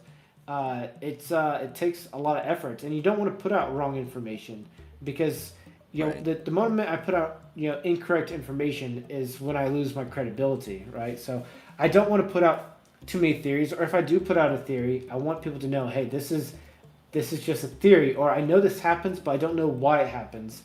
Or this strategy, like I put a little disclaimer, hey, these strategies that I shared with you guys, they are what makes sense to me with knowing what the mechanics are, but somebody else could come up with a better strategy. Like I think that's what's great about coming up with your own stuff, being creative. You come up with something that nobody's ever seen before, and they don't know how to counter it. Right now people just don't know how to counter tier ones because, I mean, it's something that I wouldn't say is relatively new anymore, but it's still very difficult. And I mean, it is difficult to counter tier ones. Like I'm not gonna share like this brand new idea that's gonna be just mind blowing. It's just going to make it so that you can one shot tier ones all the time, because that's just not the case. It's not going to be like that. But I can tell people how you can fight tier ones, and the people that watch my video will also understand. Hey, this is what I need to watch out for, and this is what I need to be prepared for because this is going to be my weakness. This is what's going to be my downfall from my tier 1 trap. Your information is very good, and I personally look forward to your videos. And like weeks ago, you mentioned like, oh yeah, I'm just editing my video, and literally every morning when I wake up, I come down here and I look at the computer. The first thing I do is go to Derek Defies. I'm like, damn, it was not the day to get to watch his video, and I highly anticipate being able to see your content. Like, for one, it's informative, it's funny, and you do the research, so like I know you're gonna be honest with me and just other players too about what you're putting out there. It's huge. So here's the thing. I'm writing the script because I write down so I can find a flow, and I can put in the different edits, the different jokes and stuff like that. Some of them come to me on the fly, but some of them I do put in there. But I'm writing the script for this defense video, and I'm like, this is going to be insanely long, and I can barely keep people's attention for 15 minutes. How am I going to do it for a half an hour? So I spent 13 or 14 minutes talking about traps, just traps. Yeah. So if I wanted to talk about tier 1 defense, I want to talk about the arch tower. I was going to talk about the wall. Like there's like some things that it's the mechanics, but do you really care about it? Like, for example, for my test, I could tell you that if you don't destroy the enemy's wall, if you don't break through the enemy's wall in 100 turns, you lose the battle. So let's say you fight a keep. It doesn't have an archer tower. It doesn't have any traps, and you just send troops at it, and they don't have any troops. There's 0 troops. All they have is a wall. If you sent like 10 troops at it, you're not going to destroy that wall. And after 100 battles, it's going to say, sorry, you lost. You didn't lose any troops. The enemy didn't lose any troops, but it was just the battle went on too long that it'll just say that you lost the battle. No kidding. Yeah. So That's how you know that you've done a lot of testing, because whoever has patience to figure that out is the maniac, and I love that. It's a lot of work to figure this stuff out, and it's pretty insane. So, but I do this because I'm trying to figure out the mechanics I don't know. The traps, I think that's a stepping stone on. I can now use the traps for more experiments because they are a fixed, no speed. Just like the archer tower, it has no speed. I can say, okay, this is how long it takes to get to this opponent, because modifiers and ranges have modifiers, then there's no way I'm going to be able to figure anything out. So it's definitely important for me to find new strategies to do that, but it does take a lot of testing. I gave you guys the prettier Excel spreadsheets. Most of my Excel spreadsheets are just numbers being thrown all over the place. Me scribbling on paper all over my desk with a calculator, trying to figure out these these formulas, trying different formulas. It is a process because when you look at Evony's files, either on your computer or if you decompile the APK, it doesn't really give you this information. It has some of the information in there, but you have to basically decode it. And I won't lie, I'm talking to people on Fiverr and I'm talking to people trying to see if they're willing to decode it. I've also spent hours myself trying to decode it. So I was trying to find somebody that has the experience in these kind of games to be able to do it themselves. So I can, look at these files and see if there's relevant information, and maybe it'll save me some time and be more accurate because it's the source. If you look at my modifiers right now, it's changed. My modifiers have changed since my very first video, and that's because I didn't realize there's different modifiers for higher tier troops. It's specifically only mounted in Siege, really, but I did not realize that. And I got these modifiers from somebody that was able to decode part of the files that are inside your phone right now. That's a true commitment, man. That commitment, it really is. I mean, I commend you truly for that. I mean, I just look at my reports and go, all right, my mountain died, moving on. I can't imagine what the hell your notepads look like and just everything else. Can't. Right. So, and pretty soon here, I'm going to be releasing that little glitch that I showed you before. You gonna release that? You sure? Yeah. I'll release it. It's fun. A lot of people asking me how I do it. And I tell everyone, usually it's the enemy server. They're like, why can't we find you? And I'm like, if I told you this, then you'd use it against our server, and more people would know about it. I've told a few people, but more people would know about it, and then Evony's gonna either patch it or I don't know, maybe they'll punish people for using it. They've been known to punish people, but it's awesome because you go to somebody's server and they can't find you at all. I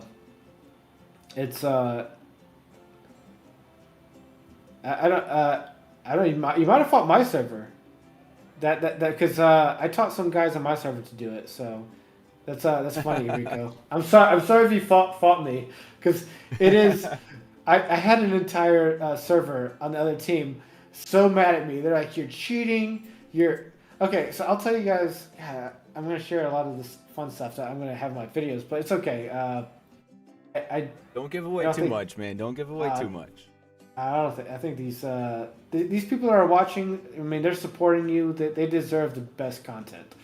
So just make sure you subscribe to my channel as well, and then we'll call it even. Yeah, I mean, I don't think you should share it until they at least confirm that they're at least following you, right? I mean, they need that sub. We need a sub button for Derek on my page too. I need a PayPal to send everybody. You gotta set that up, man. You have to set that up. So.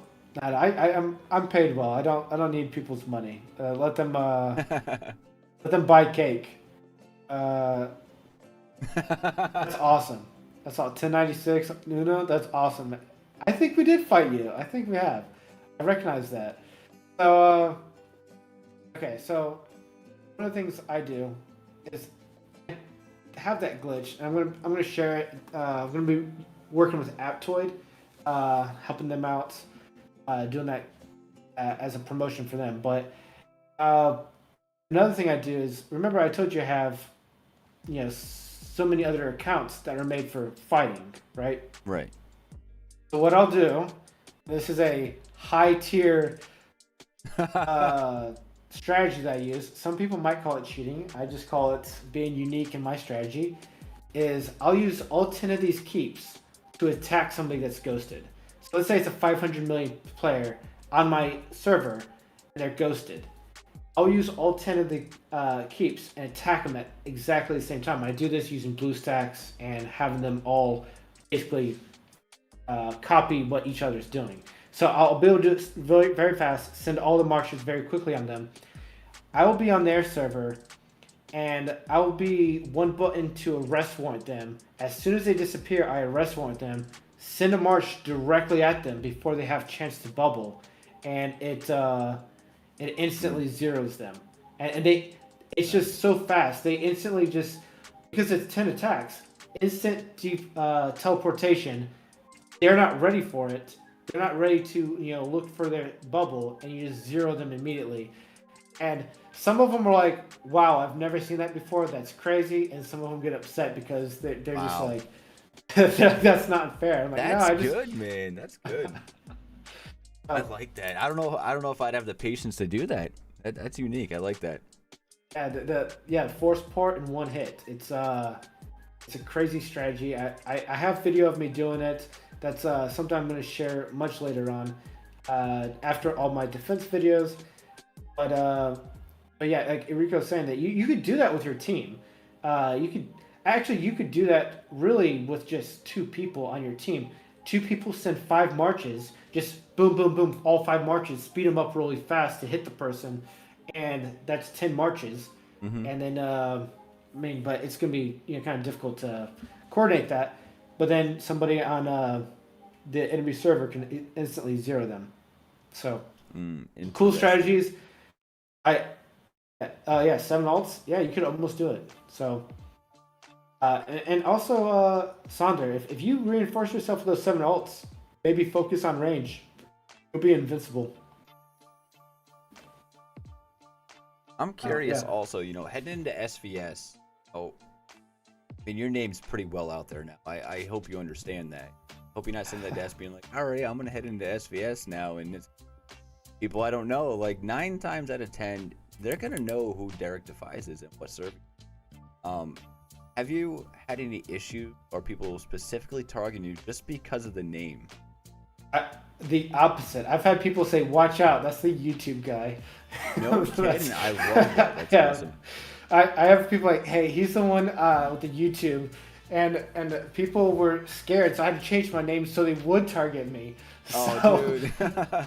Hard to get SBS points that way. What I'll do is I'll change my name. I'll take down my dragon. I'll put the ugly gold keep that everybody has, and I'll just make it so that I look like a novice player. And actually, what works a lot is I will, especially during barbs, I'll park myself right next to a barb. I will hit the barb. I'll have my mounted troops in the barb instead of ghosting them, and I'll just wait. I'll wait for somebody to attack me, and sure enough, all their big players come to the server and they start attacking me. They start rallying me, and they just don't know why they can't break through my defenses. It just doesn't make sense to them. Oh, that's awesome, dude. I hope someday I get to face you, man. That'd be incredible. It'd be a lot of fun. Yeah, unfortunately, the problem with this though is my server has 3 really strong alliances. And all 3 of those alliances, we've been in Shalons together. We've all had, I forgot what the main city is, but the main city upgrade. Main city Should be in upgrade. Shalons, or Chalons, or whatever people call it. But I need to look that up now. How to say? Shalom. I'm gonna look this up for everything. Oh, I just botch it, man. I just wing it. I like this Lithu guy. I just call him, Mr. Lollipop. Yeah. I mean, yes. So the upgraded Alliance Castle. So all 3 of our alliances have that because all 3 of us are quite strong. My alliance is probably the most skilled and the least amount of power, and the other 2 alliances have either more power, more skill. But all together, I'd say we are all very competitive players. Now, we have thought about going into one big alliance and just absolutely dominating the servers. However, we're on 1081. So we thought about just all going into all of our big players going into one alliance because we're friendly. It's a peaceful server. There's no PvP, no even on PvP events.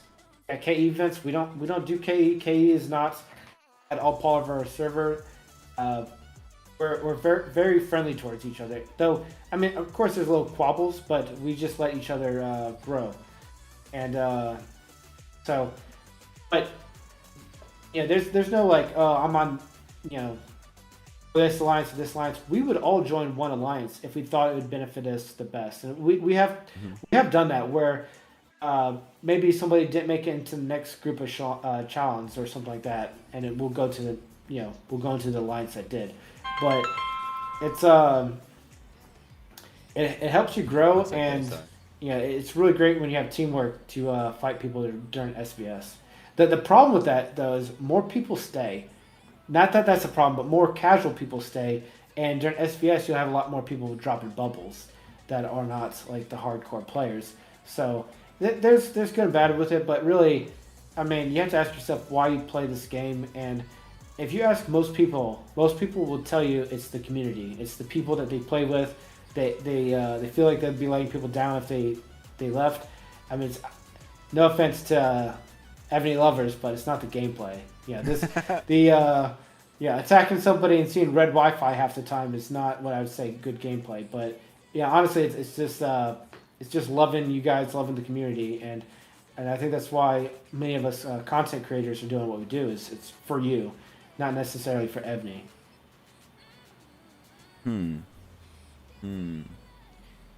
And yeah, but you have to love Evony, no matter what. Even with all the red Wi-Fi's and all the BS, you still log on every day, and then you spend hours bunking everything for us, which is even better. Yeah, no, it's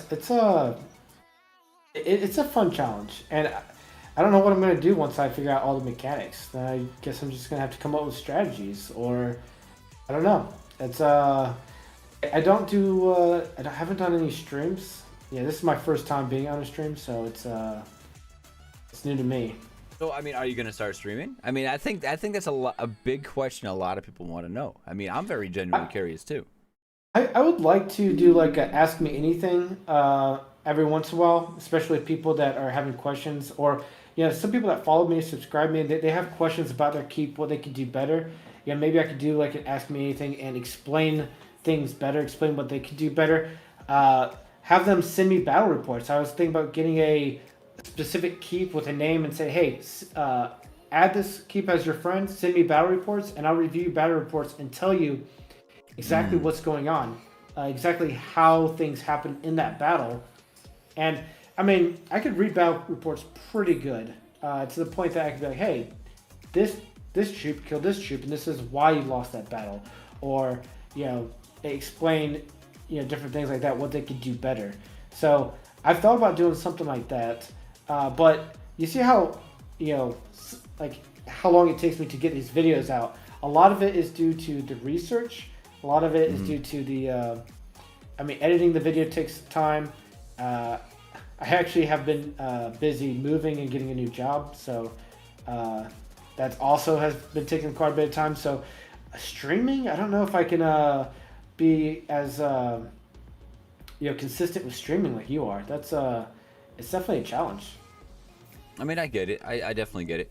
I think, I don't know. I mean, I know you're very busy, but I think it'd be a huge hit and it'd be a huge help. I mean, especially to like a lot of targeted players that are like more or less like micro spenders or even somewhat free to play.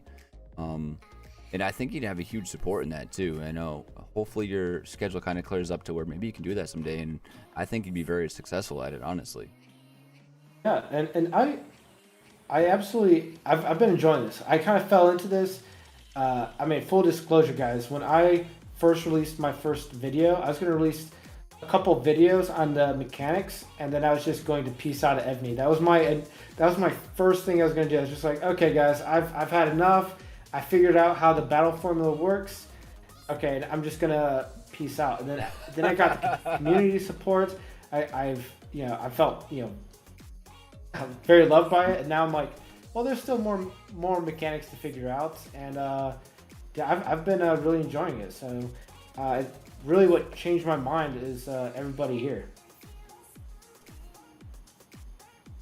It's awesome to hear, man. That truly is awesome to hear. But listen, buddy, I gotta end things. And I have to truly say, Derek, man, thank you very much for this. I had a lot of fun, and hopefully someday there's a stream where I can get a chance to join you. I think that'd be incredible. I've enjoyed it, man. And I think if we could get several the Evony content creators together for one massive stream, or one massive talk about Evony, I think that'd be a blast. I think we could definitely do that because I mean, as far as Discord goes, you can share screen in Discord, kind of like what you're doing right now. And I mean, we just have to get, I don't know everyone's time zone, but I think that's something we should kind of talk about and dig into. That'd be pretty fun. Absolutely, man. It's been a pleasure being on here. It's been a pleasure talking to everybody. If you have any questions, just hit me up in the YouTube comments. Hit me up on Discord. If you have any weird battle reports that you just are completely unexplainable, send them to me. I do enjoy seeing this stuff. It helps me figure out things. So, absolutely. And support Miss Yours on Aptoid. Make sure you use this code. Aptoid is great. They're a great company. Yes. I was skeptical with them at first, but man, they're doing a great job. So before I end things real quick, so when Aptoid first reached out to me, it was a hard no, and until Evony released that mail saying that you could use Aptoid, is that kind of your turning point too? Nope.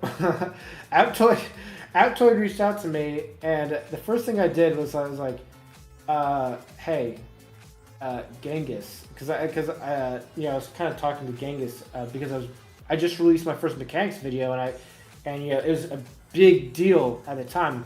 And I was like, hey, have these guys ever reached out to you? He's like, yeah, but I didn't really. They didn't reply back to me. So and full disclosure, I never heard about Aptoid. So then I looked them up. I do my research on them. I look at their LinkedIn. I'm looking at everything about them, and then I'm figuring out like, okay, how can they give this kind of deals? And that's what I try to explain in my videos, that all Apple and Google and whatever store you're using, they take 30% of whatever you're giving Evony. So if you buy a $100 pack, Google takes $30 of that. And so I'm like, okay, so that's how they're able to give you back that 15-25%. Then like, how do they give you back 35%? Well, that's because they're not necessarily putting that money back in your pocket. They're giving you that back as credit, and you're going to pay again into Evony, which makes it so that they get 30% of that as well. And that's how Aptoid makes their money. Their business, they have to make their money, but that's also how they're also giving you guys back the money, a community, and that's how they're competing with Google and Apple and all these other apps. So and they're great. Unlike a lot of different people that could help us out, they didn't tell me I have to make so many videos a day, or a month or something like that. They just said, hey, do your content, promote us, and that's all they ask for. So you have somebody like you that makes constant content, does a stream, and has a Discord. That's incredible. Me, I make one video a month, and it's just completely different. But yeah, Aptoid's great, guys. I'm all for them. I'm glad that Evony finally pushed them in the email saying, hey, these guys are legit. Yeah, so, that was huge. Yeah. Appreciate the input, man. Truly, thank you. Yeah, and thanks for the stream. Yeah, my everybody pleasure, take care. Trust me, I am more honored right now than anything. All right, have this Derek with me right now. That's really amazing, man. Thank you very much, Derek, for your time and everything. Absolutely. Take care, everyone. Take care, buddy. Thank you again. All right, guys, listen, I'm out of here for now. You guys have a good one, and I'll talk to you guys soon. Thank you guys for watching. Thank you guys for checking out Derek. Make sure you guys go sub to him on YouTube. His code is Red Wi-Fi. You're more than welcome to support him as much as you possibly can. At times when I buy packs, sometimes I like to switch it up. Maybe you guys should too. But now, yeah, guys, seriously, that's it for now. Thank you guys for tuning in. If you guys have any comments, questions, or concerns, leave it down below. Make sure you guys join the Discord, and make sure you guys check out Derek, and make sure to check out his content. Drop him that sub, drop him that follow. And for now, make sure you guys check out Aptoid up in the corner.